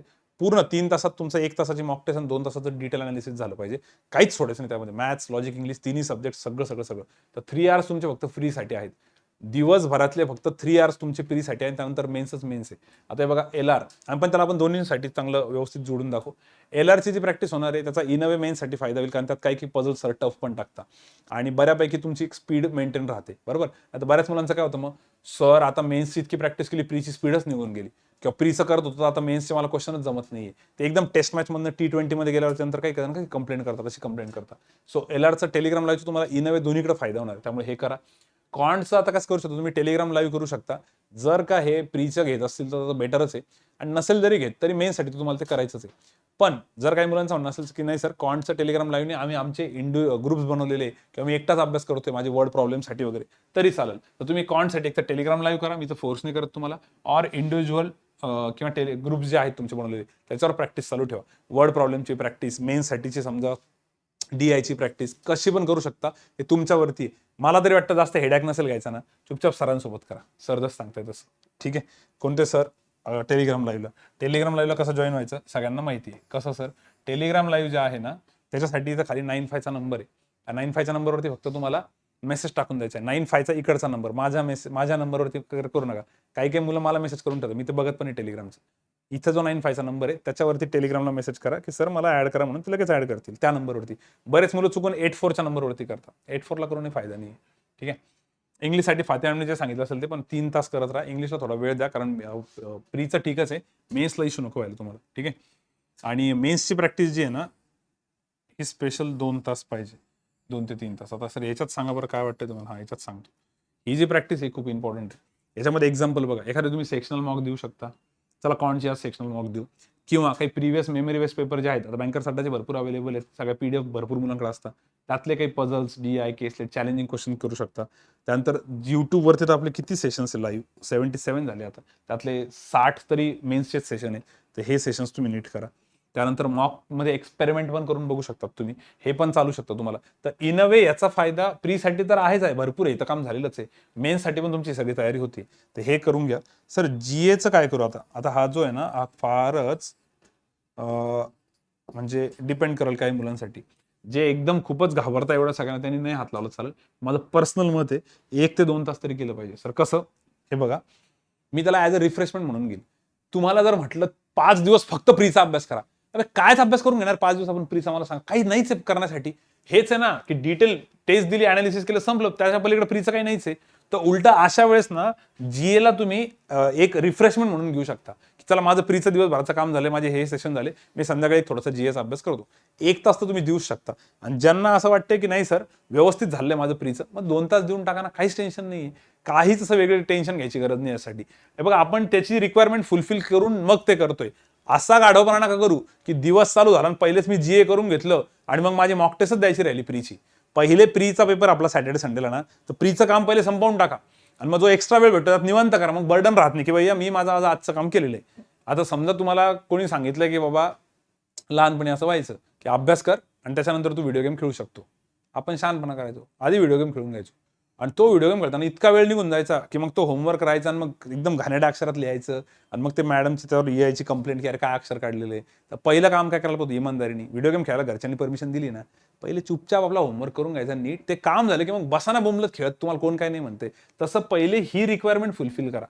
पहिले इकडे नका जाऊ. तुम्ही पहिले जर GA करून टाकलं 2-3 तासांनी, मग हेच राहून गेलं तर मग तुमचं ते स्पीड कमी होणं, प्रेशर येणं, ह्या सगळ्या गोष्टी येतात. माइंड किती फ्रेश राहील ना. सकाळी सकाळी एक मॉक टेस्ट देऊन तुम्ही मोकळं होऊन जा 10-12 वाजेच्या आतच. ठीक आहे. जर सकाळी इंग्लिशचा पॅच असेल तुमचा 7चा, तर नंतर तुम्हाला पूर्ण वेळ राहतो, मग तुम्ही एक्स्ट्रा प्रॅक्टिस करू शकता आणि एकदम रिलॅक्समध्ये GA प्रिपेअर होईल. सो मिनिमम 1 तास तर झालं पाहिजे. खूपच वेळ असेल कोणाकडे 2 तास तरी करा. टचमध्ये राहतो आपण थोडं थोडं. ठीक आहे. बाकी सर याच्यामध्ये इम्पॉर्टंट काय? इम्पॉर्टंट हे त्याच्यामध्ये LRचं लाईव्ह सेशन या थर्सडेला, या गुरुवारी LRचं लाईव्ह सेशन आहे तुमचं मेन्सचं. प्रीचा नाही, हा मेन्सचं सेशन आहे 4 वाजता. आज सोमवार आहे, 2 दिवसानंतर तिसऱ्या दिवशी गुरुवारी तुमचं 4ला सेशन आहे. पण सरांनी काय सांगितलेलं आहे ऐका, नीट ऐका. सर तुम्हाला उद्या टेलिग्रामच्या आपल्या मेन चॅनलवरती आणि किंवा टेलिग्रामचं जे तुमचं LRचं लाईव्ह सेशनचं असतं, टेलिग्राम लाईव्ह सेशन LRचं, त्याच्यावर यस सर काय करणार आहेत, जे क्वेश्चन्स आपण इथं घेणार आहे ते तुम्हाला ऑलरेडी देऊन टाकणार आहे. ठीक आहे. त्याच्याने काय होईल की एक तर ते खूप डिफिकल्ट असतील, तर तुम्हाला सोडवून पहिले बघावं लागेल की यांच्या अप्रोचेस काय आहेत, ऑन द स्पॉट कसं करू शकतो. आणि जरी समजा आज उद्या तुम्हाला PDF भेटली त्याची, ठीक आहे, आणि तुम्ही सॉल्व्ह पण केले ते पझल, चांगले 40-40 मिनिटं देऊन मस्त सगळे सॉल्व्ह केले, तरी पण मी म्हणेल की युट्यूबवरती जेव्हा 4 वाजता लाईव्ह ऑन द स्पॉट राहील तेव्हा तुम्हाला काय आन्सर पाठ असणार आहे का डायरेक्ट? तरी तुम्हाला सॉल्व्ह करावं लागेल ना. तर प्रेशरमध्ये काय फिलिंग येते, काय लिंक्स पकडले जातात, सर कसं करताय, खूप छान काम होऊन जाईल. तर हे याच्यासाठी ना सर उद्या टाकणार आहे टेलिग्रामच्या तुमच्या लाईव्ह सेशनच्या ग्रुपवरती पण राहील आणि टेलिग्रामच्या आपल्या शुभम सर अकॅडमीच्या मेन चॅनलवरती पण राहील. ठीक आहे. मेन चॅनलवरती नसलं तिकडे बघून घ्या, सरांशी कॉन्टॅक्ट करा, सर सांगतील तुम्हाला. दुसरं, या वीकमध्ये कॉन्टचं पण लाईव्ह सेशन होईल आणि इंग्लिशचं पण होईल. इंग्लिश आता मॅम आज येणार आहे, उद्या येणार आहे समजा, आज मॅम सुट्टीवर होते, पण होईलच. तर हे लाईव्ह सेशन पण करत राहा, याच्यात ब्रेक नका पडू देऊ. ठीक आहे. जेवढ्या जुन्या मुलांशी बोललो तुम्ही, त्यांचं एक ते म्हणणं होतं की सर आमचं एक हुकलं म्हणे सर जरा. आम्ही मध्यंतरी काय झालं, हे लाईव्ह सेशन वगैरे आम्हाला असं वाटत होतं की हे फक्त आता ऑनलाईनवाल्यांसाठीच आहे, नवीन मुलांसाठीच आहे. भलेही तुम्ही मेन्सचे घेत होते, पण आम्हाला असं वाटलं आपण नंतर रेकॉर्डेड करू. आम्ही तो गाढवपणा केला म्हणे. ते त्यावेळेस लाईव्ह नाही केलं. त्याचा रिग्रेट होते, कारण तो जो फ्लो येतो ना एक अभ्यासाचा, तो त्यांचा तुटून गेला. नंतर तर सगळ्या जगाला येणार, ते काय मोठी गोष्ट नाहीये. ठीक आहे. त्यामुळे ते आता मिस नका करू. जेवढे पण याच्या पुढे राहतील, जेवढे पण आता ते काय 40-45 दिवस राहतात आपल्याला मेन्सपर्यंत, जानेवारी एंडपर्यंत. आणि ज्यांचं प्रेशर हँडलिंगचा इश्यू असेल त्यांनी 77 नंबरचा विकली टॉक बघून घ्या. त्याचं तर आम्ही स्पेशल काही मेन्शन नाही केलं, पण तेवढा व्हिडिओ बघून घ्या तुम्ही. विकली टॉक नंबर 77 प्रेशर हँडलिंगसाठी बघायचं असेल तर. आणि पूर्ण व्हिडिओ बघायची गरज नाही, तुम्ही कमेंट बॉक्समध्ये जाऊ शकता, तिथं वैभव सरांनी टाइम टाकलेला असतो कशाच्या वेळेस काय, तेवढं बघितलं तरी चालतं. ठीक आहे. सो एवढं होतं मेन्सचं. पण ह्या मेन्सच्या अगोदर प्रेशर हँडलिंग आणि जे मी ओल्ड स्टुडंटचे पॉईंट्स बोललो ते मला वाटतं सगळ्यांनी बघायला पाहिजे होते. परत एकदा ऐका. मेन्ससाठी बघण्या अगोदर ओल्ड स्टुडंटचे काही इश्यूज मी इथे डिस्कस केले. हा पार्ट नक्की बघून घ्या. त्यानंतर तुमचा मला वाटतं हा पार्ट झाला असेल. ठीक आहे. सो या पद्धतीने या वीकमध्ये चालू द्या 18-19ला. मग नेक्स्ट वीकमध्ये काही आहे नवीन अपडेट काय नाही आपण त्या बघू, किंवा मग लाईव्ह पण घेऊ शकतो. ठीक आहे. अभी इसके ऊपर जाते जल्दी जल्दी, अभी इसमें ज़्यादा टाइम नहीं जाएगा. आता हे आहे ADCC, TJSB, FCIच्या जॉईनिंग बद्दल. SBIच्या जॉईनिंग बद्दल पण काही मुलं विचारत होते की सर आम्ही एक्सटेन्शन घेऊ का. तर SBIच्या जॉईनिंगला तुम्ही एक्सटेन्शन घेऊ शकता, ते एक्सटेन्शन भेटतं. बट इकडे मात्र ADCCचं, TJSBचं आणि FCI बद्दलचं थोडंसं माहीत नाही की आता ते किती एक्सटेन्शन देतील नाही देतील. त्यात आपण उलट्या क्रमात चालू करू. FCIचा जो रिझल्ट लागलेला आहे, फूड कॉर्पोरेशन ऑफ इंडियाचा वेटिंगचा, त्यात खूप जणांचे कॉल चालू होते. आणि त्यातले मेजर सगळेजण असे होते की जे आधी कुठेतरी LIC मध्ये होते किंवा SBI मध्ये होते आणि ते आता ट्राय करताय. तर त्यांच्यासोबत बऱ्यापैकी डिस्कशन झालं, त्यांना त्यांची क्लॅरिटी दिली. त्यांना काही FCI मध्ये जॉईन झालेल्या आधीच्या मुलांचे पण नंबर्स दिले, त्यांच्याशी पण डिस्कशन केलं. पण शेवटी तुम्ही आता हा डिसिजन घेताना नीट बघा, कारण मोस्टली मुंबईला जॉईनिंग भेटायला सगळेजण म्हणताय. आणि त्याच्यामध्ये सॅलरी ठीक आहे, 45,000 पर्यंत वगैरे बरेच जण बोलताय. पण त्याच्यासोबत तुम्हाला वर्क लाईफ बॅलन्स, तुम्हाला वेळ भेटतोय का, तुमचं आधीचं कसं आहे काय ते नीट चेक करा. कारण की तुम्ही सध्या कोणत्या ऑर्गनायझेशनमध्ये काम करताय, तर बरेच पॅरामीटर्स फॅक्टर असतात. तर ते नीट डिस्कशन करा FCI सोबत. मेजर तर मुलांचे डाऊट्स हेच होते की सर तिकडे मग ग्रोथ नाही आहे तेवढी FCI मध्ये, जेवढी ग्रोथ इकडे बँकिंगच्या याच्यामध्ये. समजा एखादा IBPS PO असेल तर हा ते तर खरं आहे, पण मग तेच इकडं तुम्हाला थोडंसं कधी कधी टेन्शन येतं की यार पुढे जाऊन स्वतःला वेळ भेटला पाहिजे. तुम्हाला दोन्हीपैकी तुम्हाला एक कुठली तरी गोष्ट सॅक्रिफाईस तर करावं लागेल. ठीक आहे. पण याच्यात पण पर्सनल प्रत्येकाचे वेगवेगळे एक्सपिरियन्सेस असतात. आता काही मुलांचं असं होतं की चला आम्ही महाराष्ट्राच्या बाहेर येतो, ऍटलीस्ट FCI जॉईन केल्यावर महाराष्ट्रात तरी येऊ. तो एक पॉईंट बरोबर आहे तुमचा. पण महाराष्ट्रात आल्यानंतर तुम्ही परत मुंबईतच जात आहे. मुंबईत जाताय तर मुंबईची लाईफ तेवढी पटेल का, कारण की तिथं पण तेवढी भागदौड आहेच, तुम्हाला ट्रॅव्हल भरपूर करावं लागतं. तर ते एक बघावं लागतं. त्याच्यामुळे जे मुलं FCI मध्ये जॉईन आहेत त्यांचे कॉन्टॅक्ट्स घ्या आमच्याकडनं, त्यांच्याशी बोला किंवा आमच्याशी बोला किंवा जे कोणी तुमचे एक्सपर्ट असतील तुमच्याशी रिलेटेड. पण हे FCIचे मला वाटतं पॉईंट इथं मेन्शन करण्याचं हे रिझन होतं की याच्याबद्दल मुलांचे डिस्कशन चालू आहे सध्या. तर हे काय चॅनलवरती आपण टाकत नाही की असं काही डिस्कशन चाललेलं आहे, पण ऍटलीस्ट विकली टॉक थ्रू त्यांना कळालं असेल. आता TJSB आणि ADCCचं कसं, TJSB आणि ADCCचं काय आहे, सगळ्यात पहिले TJSBचा आता इंटरव्ह्यू होता, त्यावेळेस मुलं विचारत होते की सर आम्ही हा इंटरव्ह्यू देऊ का. आता इंटरव्ह्यूचं तर त्यांनी विचारलंच, पण आता जॉईनिंगच्या वेळेसचं पण. आता TJSBचं समजा असं पकडून घेऊ पुढे जॉईनिंग येऊनच जाईल काही दिवसात, आणि ADCCची तर आलेलीच मुलांची. ठीक आहे. तर या जॉईनिंग बद्दल बऱ्याच जणांचं कसं म्हणणं आहे की सर आम्ही जॉईन तर करतो, आणि जॉईन केल्यानंतर आम्ही लाईफ टाईम इथे नाही थांबणार आहे, आम्हाला एक्स्ट्रा मेहनत करायची आहे, अभ्यास करायचा आहे, आणि आम्हाला परत दुसऱ्या काही मोठ्या पोस्टवर जायचं आहे. ठीक आहे. त्याची जर दोन्ही साईड जर आपण नीट बघितल्या, आता इतक्या दिवसात जेवढा माझा अनुभव आहे, जेवढ्या मुलांना आम्ही जवळून बघितलं, असे सगळेजण शेअर बनून जातात की नाही सर आम्ही अभ्यास करणार आहे, परत एक्झाम देणार आहे. त्यातले काही जण एक्झाम देतात आणि परत पुढच्या पोस्टवरती निघून पण जातात, हे खरं आहे. ठीक आहे. जसं आता तुम्हाला आता दिसेल की LIC असिस्टंटमध्ये काही जण होते, आता FCIचा रिझल्ट लागला आणि ते FCIला जॉईन होत आहे. पण त्यांनी LIC असिस्टंट जॉईन केल्यानंतर FCIचा पेपर नाही दिला. FCIचा पेपर पण आधीच दिलेला होता, LICचा पेपर पण आधीच दिलेला होता, फक्त हा रिझल्ट वेटिंगमध्ये होता, डिले झाला. बरोबर. तर असे खूप कमी जण आहेत की जे जॉब करत करत अभ्यास करून पुढे जातात. तर मी तुम्हाला निगेटिव्ह नाही टाकत आहे त्याच्यामध्ये, मी तुम्हाला ह्या पॉईंट ऑफ व्ह्यूने सांगतोय की तुम्ही जाताना फक्त एकच पॉसिबिलिटी पकडून जाता. ठीक आहे. की आम्ही TJSB किंवा ADCC जॉईन करू, आम्ही तिथे जास्त दिवस थांबणार नाहीये, आमचा थोडा फायनान्शियल इश्यू आहे म्हणून आम्ही जॉईन करतोय, पण आम्ही लगेच अभ्यास करून निघणार आहे. खूप चांगली गोष्ट आहे जर तुमचं सक्सेसफुल झालं तर. पण माझं एकच म्हणणं आहे की तुम्ही कॉईनची दुसऱ्या साईडचा विचार करून ठेवा. अशा पण आपण केसेस बघितलेल्या आहे की असं होऊ शकतं की कदाचित तुमची एखादी एक्झाम नाही क्रॅक झाली, वर्स्ट केस, आणि तुम्हाला आयुष्यभर ADCC किंवा TJSB मध्येच जॉब करण्याची वेळ आली, तर तुम्ही त्यासाठी रेडी आहे का पहिले ते चेक करा. कारण मी असा प्रश्न काही जणांना विचारला, ते नाही नाही नाही बिलकुल नाही, आम्हाला तर तिथं नाहीच थांबायचं कॉपरेटिव्हमध्ये. मग कशाला चालले, कारण की तुम्ही 6-8 महिन्यानंतर अशी सिच्युएशन येऊ शकते बरं का, नीट बोलणं आहे का. हे माझं वैयक्तिक ओपिनियन आहे की 6 to 8 मंथ्स नंतर तिथे गेल्यानंतर तुम्हाला असं रिअलाइज होईल की यार माझा सर अभ्यासाला वेळच नाही भेटत आहे. आणि माझे काही ज्युनियर मित्र होते जे माझ्यापेक्षा पुढे चालले, चांगल्या गव्हर्नमेंट जॉबला चालले किंवा थोडंसं बेटर भेटतंय त्यांना, तर मी एक काम करतो सर, मी रिझाईन करतो परत येतो. कारण अशी सिच्युएशन सारस्वतला बघितली आपण. जवळपास त्या 44 पैकी 20-25 जणांनी रिझाईन टाकलेले, बरोबर. पण अटेंडन्स लावून 2 दिवस जाऊन आले, 2 महिने जाऊन आले, 1 महिना जाऊन आले. माझं म्हणणं आहे तेवढा तरी वेळ का वाया घालवता. त्याच्यानंतर तुम्हाला मॉनिटरी बांबू तर बसणारच आहे, पैसे तर भरावंच लागतात तुम्हाला, काय असेल नसेल ते, की बाबा 1 महिन्याची सॅलरी द्या कारण तुम्ही मध्येच सोडताय, तुम्ही बॉन्ड तोडताय वगैरे वगैरे. ते तर झालंच. ते पैशांचं समजा ठीक आहे की तुम्ही बॉन्ड तोडताय वगैरे, पण तुमचा जो काय 2, 3, 4 महिन्यांचा जो टाइम जातो ना, त्या टाइमचा सगळ्यात मोठा इश्यू आहे. कारण तो टाइम गेल्यानंतर जेव्हा तुम्ही इकडे येता तेव्हा ती कॉम्पिटिशन बरंच पुढे निघून गेलेली असते आणि तुमचा कॉन्फिडन्स पण कमी झालेला असतो. तर तसं नको व्हायला. त्यामुळे जॉईन करताना नीट विचार करा, एडीसीसी असो, टीजीएसबी असो, की जर वर्स्ट टू वर्स्ट केस, मी म्हणत नाही तुम्हाला जॉईन करूच नका म्हणून, तुमच्याकडे फायनान्शियल प्रॉब्लेम आहे, तुम्हाला दुसरं काही ऑप्शनच नाही, जॉईनच करायचे, पण एक पॉसिबिलिटी डोक्यात ठेवा की लाईफ टाईम इथं जॉब करण्याची माझी तयारी आहे का. जर एनिवे तुम्हाला माहिती आहे की मी हे सोडणारच आहे, मग जॉईनच कशाला करता. 4-6 महिने अजून एखाद्या मित्रमैत्रिणीकडनं पैसे घेऊन थोडे दिवस काढून घ्या, तुमच्या रूमचा खर्च हे ते, आणि इकडे मरमर अभ्यास करून पुढे जाऊ शकता. हा नीट विचार करा. कारण मागचा मी तुम्हाला जे रेकॉर्ड सांगितलं टीजीएसबी मध्ये, जे आपण 3-4 स्टुडंटच्या नावं सांगितले, सगळ्यांनी रिझाईन केले, कोणी तिथे थांबलेलं नाही. पण हा, त्यांनी अभ्यास करून रिझाईन केलं, काहींनी तिथं थांबून केलं, काहींचं ऑलरेडी झालेलं होतं, वेटिंग बाकी होती समजा. आणि एडीसीसी मध्ये पण जे मुलं आहेत त्यातले काही मुलांचे मिक्स रिव्ह्यूज आहे. काही जण म्हणतात की वर्कलोड नाही, एकदम रिलॅक्स आहे, ठीक आहे, तेवढं प्रमोशन पण लवकर फास्ट नाही होत, पण आहे ओके जॉब आहे, खुश आहेत आम्ही. काही म्हणतात नाही यार, शेतात पाठवता, बरंच काम देतात, भरपूर आहे इथे पण. तर असे मिक्स रिव्ह्यूज येतात. असे तर एसबीआय पीओला पण येतात की एसबीआय पीओला काही मुलं खुश असतात, काही म्हणतात बिलकुलच खुश नाही मी, ठीक आहे, डिपेंड करतं. तर हे पण ना तुम्ही थोडंसं नीट विचार करा. हा तर सगळ्यात मेन पॉईंट होता, जो की मुलांचे नुसते मेसेजेस होते की सर रिझल्ट आला पण मी जॉईन करू की नाही. आता पहिला प्रश्न होता की तिथं फॉर्म भरला, त्याच्यानंतर इंटरव्ह्यू दिला, मग तोपर्यंत आपल्याला कळत नव्हतं का इंटरव्ह्यूपर्यंत. इंटरव्ह्यू दिला म्हणजे तुम्हाला तर कुठेतरी डोक्यात होतच ना ते. आणि काही जणांचं एकदम क्लिअर होतं, इंटरव्ह्यू टाइमपास देतोय सर, झालं तरी मी जाणार नाही. मग ठीक आहे, नका जाऊ.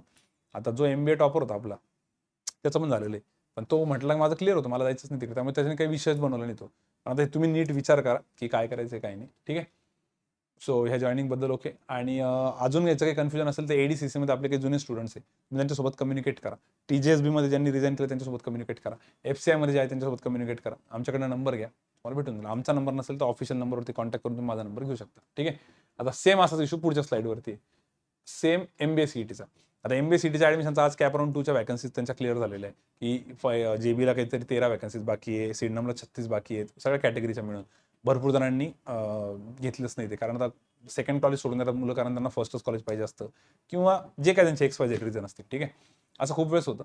सो बेसिकली ह्या सगळ्या गोष्टींमध्ये पण ना तुम्ही थोडंसं कन्सल्ट करा यस सरांना की सर मी जॉईन करू की नाही. कारण की हे मी मुद्दाम विकली टॉकमध्ये मेन्शन केलं की हे मुलांना माहिती की नाही, एमबीएचा एक सेपरेट ग्रुप आहे, त्याच्यावर हे सगळं डिस्कशन चालतं. त्यातले सगळे मुलं सरांशी पर्सनली कॉन्टॅक्टमध्ये असतात. कारण आता एमबीएचा जेव्हा पोस्टर बनवलं होतं रिझल्टचं, भरपूर जणांच्या नंतर मेसेज आले, सर मला 97% आले, मला 96 आहे, मला 93, माझा फोटोच नाही त्यामध्ये. आता तुम्ही कॉन्टॅक्टच नाही केला, तुम्ही सरांच्या टचमध्येच नाही, त्या ग्रुपवरती सगळं काही चाललेलं आहे. रिझल्ट लागेपर्यंत त्यांना एकदम भारी होतं आणि रिझल्ट लागल्यानंतर त्यांना वाटलं चला आता काही टेन्शन नाही. तर असं नका करू. तर त्या ग्रुपवरती चर्चा करा किंवा सरांच्या रेग्युलर टचमध्ये राहा. कारण एमबीएचं कसं आहे माहिती आहे का, ॲडमिशन घ्यायचं की नाही त्या कॉलेजला तोही विचार करा की रिटर्न ऑफ इन्व्हेस्टमेंट किती आहे, फीस किती आहे, सध्याच्या घडीला तिकडचं काय आहे, ते होल्ड करून ठेवायचं की नाही, का इन्स्टिट्यूट राऊंडमध्ये जायला पाहिजे की नाही, का सेकंड राऊंडचं घ्यायचं की नाही, हे सगळ्या गोष्टी तुम्ही डिस्कस करा. तर याचं सगळं डिपार्टमेंट येस सर बघतात, त्यामुळे तुम्ही होईल तेवढं लवकर येस सरांना कॉन्टॅक्ट करा. तुमचे कोणी मित्र असतील त्यांना कन्फ्युजन असेल तर त्यांनाही सांगा, ठीक आहे. पण विचार करून, आणि ज्याही कॉलेजला तुम्ही शक्यतो ॲडमिशन घेताय ना, कुठं ना कुठून ओळख निघतेच, त्या कॉलेजमधला एखादा तुम्हाला स्टुडंटचा कॉन्टॅक्ट भेटूनच जातो की हां पुंबामध्ये ॲडमिशन घेताय, पुंबामधला, इंदिरामध्ये घेताय, इंदिरामधला हा जुना स्टुडंट आहे बाबा, वेलिंगकरमध्ये घेताय, वेलिंगकरचा आहे, सिडनेमचा आहे, केजेचा आहे, जेबीचा आहे. आता एक सगळ्यात महत्त्वाची गोष्ट असते, सीट कॅन्सलेशन फॉर्म निघतात बऱ्याच वेळेस. आता हे बऱ्याच जणांना माहीत नसतं. आपला जो स्टुडंट होता पवन कुलकर्णी, त्याला पण चांगले पर्सेंटाईल होते, त्याचं 98.50 होतं त्याच्यावेळेस मला वाटतं. त्याला भेटलं होतं वेलिंगकर, आणि मग त्यांनी सीट कॅन्सलेशनचा फॉर्म भरून केजीमध्ये ॲडमिशन घेतलं होतं. आणि हे बऱ्याच जणांना माहीत नसतं. ते 1000 रुपये वेगळे असतात, ते इन्स्टिट्यूटवरती दिलेलं असतं, इन्स्टिट्यूटवर जाऊन करावं लागतं, ते वेबसाईटवरती नसतं एमबीएच्या. तर हे सीट कॅन्सलेशनचे पण फॉर्म भरले पाहिजे. बऱ्याच गोष्टी, त्याच्यामुळे एक फॅकल्टीसोबत चर्चा करत राहा, ठीक आहे. सो एमबीए ॲडमिशनचं त्यांचं जे काय असेल ग्रुपमध्ये डिस्कशन करा. त्यानंतर पुढचं स्क्रीनशॉट्स, त्यानंतर नवीन ऑनलाईन बॅचचे अपडेट आणि मोटिवेशनल व्हिडिओज. तर फक्त स्क्रीनशॉट्स माझ्याकडे माझ्या मोबाईलमध्ये मला बघावं लागतील. 4-5च आहे, जास्त नाही आहे, पटकन बघून घेऊ आपण. एकच मिनिट.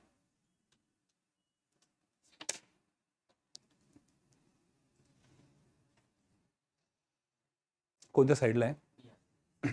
ओके, पाणी पिऊन घेतो मी जरा, एकच मिनिट. स्क्रीनशॉट 4-5च आहे ना, ठीक आहे.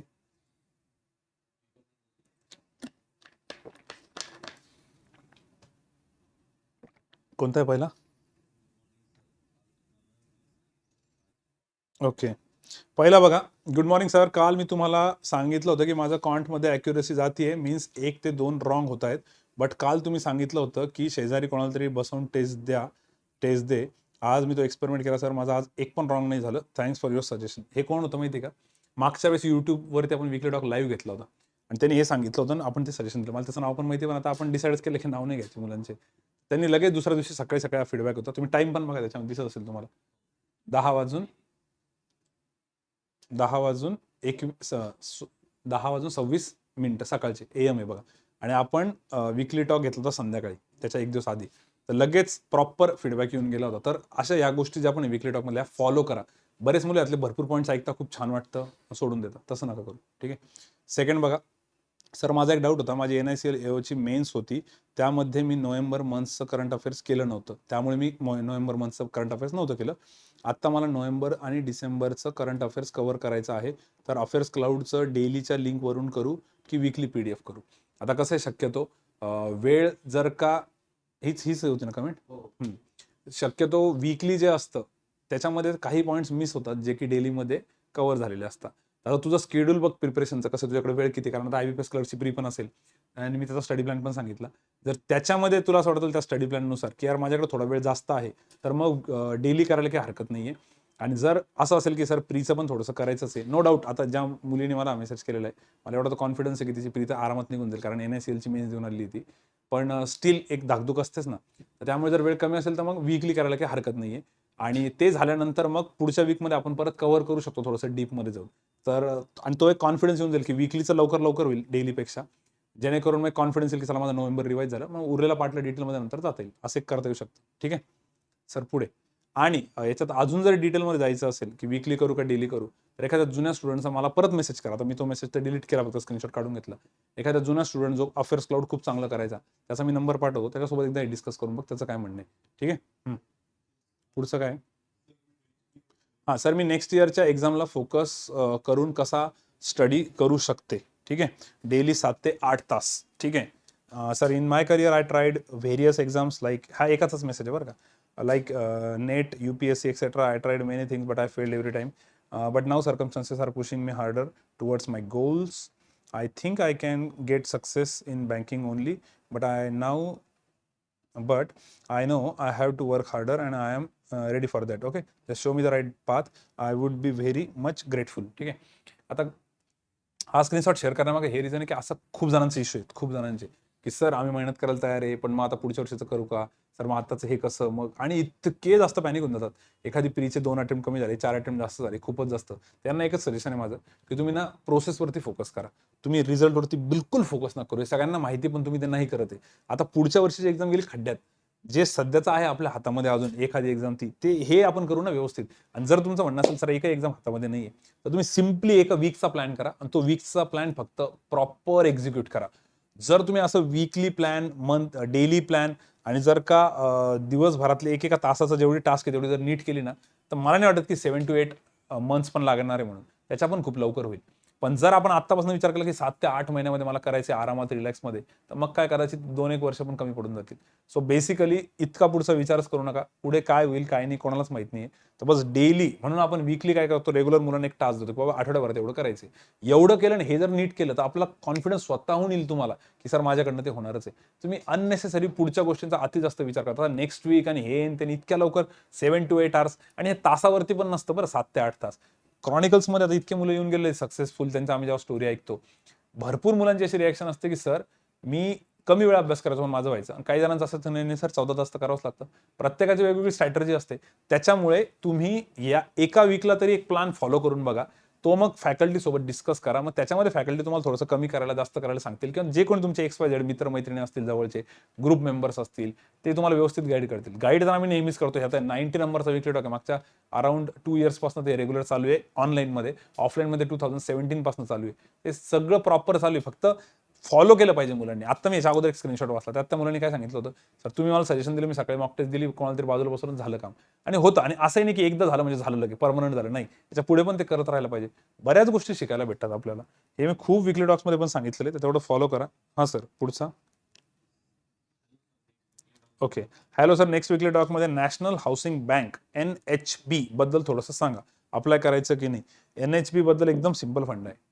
ज्यांना फॉर्मची फीस भरून पैसे दान केले असं जर वाटत असेल, म्हणजे असं माइंडसेट तुमचा असणार आहे की बाबा मी दान केले, मला काही टेन्शन नाही त्या पैशांचं, तर बिंदास फॉर्म भर. ठीक आहे. अदरवाईज नकाच भरू. 14 तर वॅकन्सी आहे. जनरल, ओबीसी सगळं सगळं सगळं पकडून 14 वॅकन्सीज आहे. तर मग हा थोडासा इश्यू होऊन जातो. आणि सिलेबस वगैरे आहे बँकिंगचा, काहीच प्रॉब्लेम नाही. पण ते एवढं कमी त्याच्यामुळे ती एवढी लाज वाटते सांगायला की आता कायच करावं, म्हणजे कोणीच भरावं. त्यामुळे हा मेसेज कोणी केला मला चांगलं माहिती आहे, कोणत्या मुलांनी केलेला आहे. तर मी तर त्याला म्हणाल की यार शेवटी तोच पॉईंट येऊन जातो. कसं आहे, एखाद्या कुठल्या एक्झाममधून चांगला एक्सपिरियन्स पण येतो आपल्याला. मॉक आपण देतो शेवटी, पण ह्या एक्झामला तिथं जाऊन पेपर देणं खूप चांगला असतो. आता मागे 2-3 सिलेक्शन असे झालेले आहेत ज्यांचे आता हळूहळू येतील पोस्टर, की खूप कमी वॅकन्सी होते. जसं GICचं होतं, त्याच्यामध्ये पण आलाय याचा वैभवचा. त्याच्यानंतर प्रफुलचा आला एक जबरदस्त रिझल्ट, तो पण तुम्हाला सांगितलं जाईल. तर कधी कधी असं पण होतं, कमी वॅकन्सीमध्ये पण चान्स होऊन जातो, काही मुलं फॉर्म नाही भरत. पण माझं असं मत आहे, मी सगळ्यात सिंपल एक फंडा लावतो, एकदम सिंपल, जो मी पहिले बोललो. पैशांचा तुम्हाला इश्यू आहे का? जर तुम्ही म्हटले नाही सर, मग तुम्ही बघूच नका ती एक्झाम कोणती आहे. एक जरी वॅकन्सी तरी फॉर्म भरून टाका. एक्सपिरियन्स खूप चांगला येतो. कधी कधी त्यातनं खरंच काही चांगलं शिकायला भेटतं. कधी कधी पेपर एकदम फ्री माइंडने जातो. आता एखादी अशी एक्झाम देऊन टाकली मध्ये, पेपर खूप फ्री माइंडने जातो आणि त्याचा फायदा परत पुढच्या एक्झाम्सला येतो. तो कॉन्फिडन्स बुस्टर. जसं आता असं होतं ना कधी कधी, की आपण एखाद्या क्रिकेटच्या भाषेत सांगतो, कारण ज्याने मला मेसेज केला त्याला क्रिकेट चांगलं कळतं, मला चांगलं माहिती आहे. तर समजा एखादा प्लेअर आहे, त्याचं सिलेक्शन झालेलं आहे, पण त्याला असं सांगितलं की बाबा आता पुढचा एक टूर आहे, तोपर्यंत थोडं विजय हजारे ट्रॉफी चालूच आहे, जा एकदा मॅच खेळून ये, थोडंसं बरं वाटेल तुला. आणि ते विजय हजारेमध्ये जाऊन एखादी सेंचुरी मारून आला, त्याचा कॉन्फिडन्स एवढा वाढून जातो की इकडे खूपच भारी होऊन जाते त्याची टुर्नामेंट. ठीक आहे. किंवा प्रॅक्टिस मॅचमध्ये त्याला थोडासा चान्स दिला जातो. जसं की प्रॅक्टिस मॅचमध्ये बऱ्याच वेळा असं झालं आहे की प्रॅक्टिस मॅचमध्ये काही प्लेयर्सला चान्स दिले, त्यांनी तिथे बॅक टू बॅक सेंचुरी मारून दिल्या आणि मग त्यांना डायरेक्ट स्क्वॉडमध्येच घेऊन मेन प्लेइंग इलेव्हनमध्ये पण घेतलं. तर कधी कधी या अशी एखादी एक्झामचं काय होऊन जातं, फॉर्म भरलाय तुम्ही टाइमपास म्हणून, तुम्हाला चान्सेसचं काही माहित नाही, पण तो पेपर इतका छान जातो की तुम्हाला जे मोमेंटम पाहिजे ते येऊन जातं. त्यामुळे ह्या एक्झामचे फॉर्म भरायला काही हरकत नाही. पण शेवटी परत तोच पैशांचा इश्यू होता. काही मुलांचं तर असं होतं की नालायक पोरं, त्यांनी तर बोललो मी त्यावेळेस, SBI फॉर्म नव्हता भरला का, तर पैशांचा प्रॉब्लेम होता म्हणे. अरे मग तुम्ही एक्झामचं प्रिपरेशन करता कशाला आहे? जो मुलगा बँकिंगचं प्रिपरेशन करतो त्यांनी SBI फॉर्म भरून तो एक्सपिरियन्स तर घ्यावाच. It's a different feeling. मी खूप वेळेस बोलतो SBI साठी. तो फॉर्म भरला पाहिजे होता. तसं नाही करायला पाहिजे. त्यामुळे याच्यात पैशांचा इश्यू असेल तर भरा, नसेल तर नका भरू. ठीक आहे. पैशांचा इश्यू असेल तर नका भरू. पैशांचा इश्यू असेल तर मला पाणी प्यावं लागणार आहे. मी काहीतरी उलटा बोललो. पैशांचा इश्यू असेल तर नका भरू. पैशांचा इश्यू नसेल तर फॉर्म भरा. ठीक आहे. समजलं? आगे कौन सा है? हे hero. Hello Vaibhav sir, me so and so बोलत आहे. त्याचं नाव कट केलंय. सरांना नाव सांगितलं, सर ओळखतील. हो तुला चांगलं ओळखतो मी, इतके फटके दिले तुला ऑनलाईन बॅचमध्ये, तुला कसं विसरत नाही आम्ही. ठीक आहे. सरचे पूर्ण स्केड्यूल बिझी असेल, त्यामुळे मी तुम्हाला मेसेज केला. सरांना फक्त क्लर्क आणि SO साठी लागणारा स्टडी प्लॅन कंबाईन करून सांगायला लावा. आणि SBI PO मेन्स पण आहे, त्यामध्ये GAचं पण खूप करावं लागणार आहे. तर त्या सगळ्या गोष्टी घेऊन स्टडी प्लॅन सांगायला लावा. ते बघ, मी आता स्टडी प्लॅन 3 टाईपचं सांगितलेलं आहे. तुझं नाव मला माहिती आहे, सगळंच माहिती आहे. तर तू काय कर, तिसरा जो स्टडी प्लॅन आहे तो फॉलो कर, 3rd नंबरचा. ठीक आहे. प्री प्लस मेन्सवाला. ओके. परत त्यात नको कन्फ्यूज हो की सरांनी 3-3 सांगितलं, कंबाईनच नाही केला. तिसरावाला सांग. ऑलरेडी केलेला होतो, बरं झालं सरांनी सांगितलं. चलो फिर डन. तो इस तरीके से सब हो चुका है हमारा स्क्रीनशॉट्स का. फिर उसके बाद न्यू बैच के अपडेट के लिए रोज कॉल आ रहा है. मैंने उनको क्या बोला था, 15 से 20 तारीख में हम एक व्हिडिओ बनाएंगे. आता 15 ते 20 मध्ये सॅटर्डे संडे कधी, कारण सॅटर्डे संडे शिवाय व्हिडिओ बनत नाही आपला, कारण की वेळच नसतो. तर 18 तारखेला सॅटर्डे आहे, 19ला संडे आहे. तर 18-19ला नवीन अपडेट जी काय येईल बॅचची ती येऊन जाईल. आणि त्याचा अपडेटचा आधीच एक व्हिडिओ बनवलेलाच आपण, ती त्या अपडेटमध्ये येऊन जाईल. 18-19ला सॅटर्डे संडे, त्यामुळे आम्ही त्यावेळेस व्हिडिओ बनवू. 20 तारखेच्या अगोदर युट्यूबवरती व्हिडिओ येऊन जाईल नवीन बॅचच्या अपडेटसाठीचा. आणि मोटिवेशनल व्हिडिओज आणि पिक्ससाठी विशाल नानावरे झाला, त्यानंतर अजून 1-2 जण आहेत. त्यांनी मला काही मेसेजेस केले, टेक्स्ट मेसेजेस, की सर आम्ही तुम्हाला टेलिग्रामवर एक व्हिडिओ पाठवलेला आहे, तेवढा शेअर करा. सर आम्ही तुम्हाला टेलिग्रामवर एक फोटो पाठवलेला आहे, तेवढा शेअर करा. चांगला फोटो आहे, चांगला व्हिडिओ आहे. तर मी ते नक्की आज शेअर करेल न विसरता. त्यांचे पण स्क्रीनशॉट मी बाजूला ठेवलेले आहेत, तर ते मी टाकूनच देईल. ठीक आहे. तर असे काही मोटिवेशनल व्हिडिओज आणि पिक्स तुम्हाला खूप भारी वाटत असतील तर आपण ते विकली टॉकमध्ये नक्की शेअर करू. ठीक आहे. सो आय होप खूप दिवसानंतर रेकॉर्डेड विकली टॉक बघून बऱ्याच जणांना आनंद झाला असेल. नाही कुणाला तर अजय शेलारला तर झालंच असेल. अजय शेलारने सांगितलं होतं, सर विकली टॉक रेकॉर्डेड घ्या, लाईव्ह ना घेऊ, लाईव्हमध्ये नीट होत नाही. आता कसं आहे माहिती आहे का, रेकॉर्डेडमध्ये खरंच या गोष्टी सगळ्या टप्प्याटप्प्यात होतात, शांततेत ऐकता येतात. पण कधी कधी असं होतं की याच्या पलीकडे काही डाऊट्स नसतात. नसतातच ना, काही डाऊट नसतात. पुढच्याच करायचे असं होऊ शकतं. मग त्यावेळेस आपल्याला लाईव्ह घ्यावं लागेल. पण लाईव्हमध्ये कसं ऑन द स्पॉट काही डाऊट्स मुलांचे येतात आणि त्याच्यामुळे खूप फायदा होऊन जातो काही जणांना. त्याच्यामुळे लाईव्ह आणि मला तर वाटतं आपण हायब्रिड व्हर्जन ठेवू. नेक्स्ट टाइम आता काय करू, की जर काही लिमिटेड पॉईंट असतील, तर पहिले 15-20 मिनिटं कमेंट्स बंद ठेवून मी शांततेत सांगून देईल आणि त्यानंतर लाईव्ह घेऊ. तुमचा काय अनुभव आहे तुम्ही कमेंट बॉक्समध्ये सांगा हवं तर, म्हणजे आम्हाला एक आयडिया येऊन जाईल किंवा आम्ही एखादा पोल घेऊ. पोल तर आता ज्यावेळेस घेऊ त्यावेळेस घेऊ. तोपर्यंत तुम्ही कमेंट बॉक्समध्ये सांगून द्या. ठीक आहे. चलो सो सगळ्या गोष्टी झालेल्या क्लिअर. काही गोष्टी चुकून राहिल्या असतील तर फक्त लवकरात लवकर कमेंट्स करा. कारण व्हिडिओ 7-8 दिवसानंतर जर कोणी बघितला तर त्या कमेंट्स आम्ही बघत नाही शक्यतो. बऱ्याच वेळा असं होतं, जुन्या व्हिडिओवरती मुलांच्या कमेंट्स येतात कधी कधी, ते बघणं होत नाही ना. तर हा लेटेस्टमध्ये आला तर 3-4 दिवसात पटापट आम्ही रिप्लाय देऊन टाकू जर काही पॉईंट्स राहिले असतील तर. ठीक आहे. बाकी तुम्ही शेवटपर्यंत थांबले, एवढा व्हिडिओ बघितला त्यासाठी मनापासून धन्यवाद. करायचं स्टॉप. चलो will stop here. Thank you. Bye bye. Good day.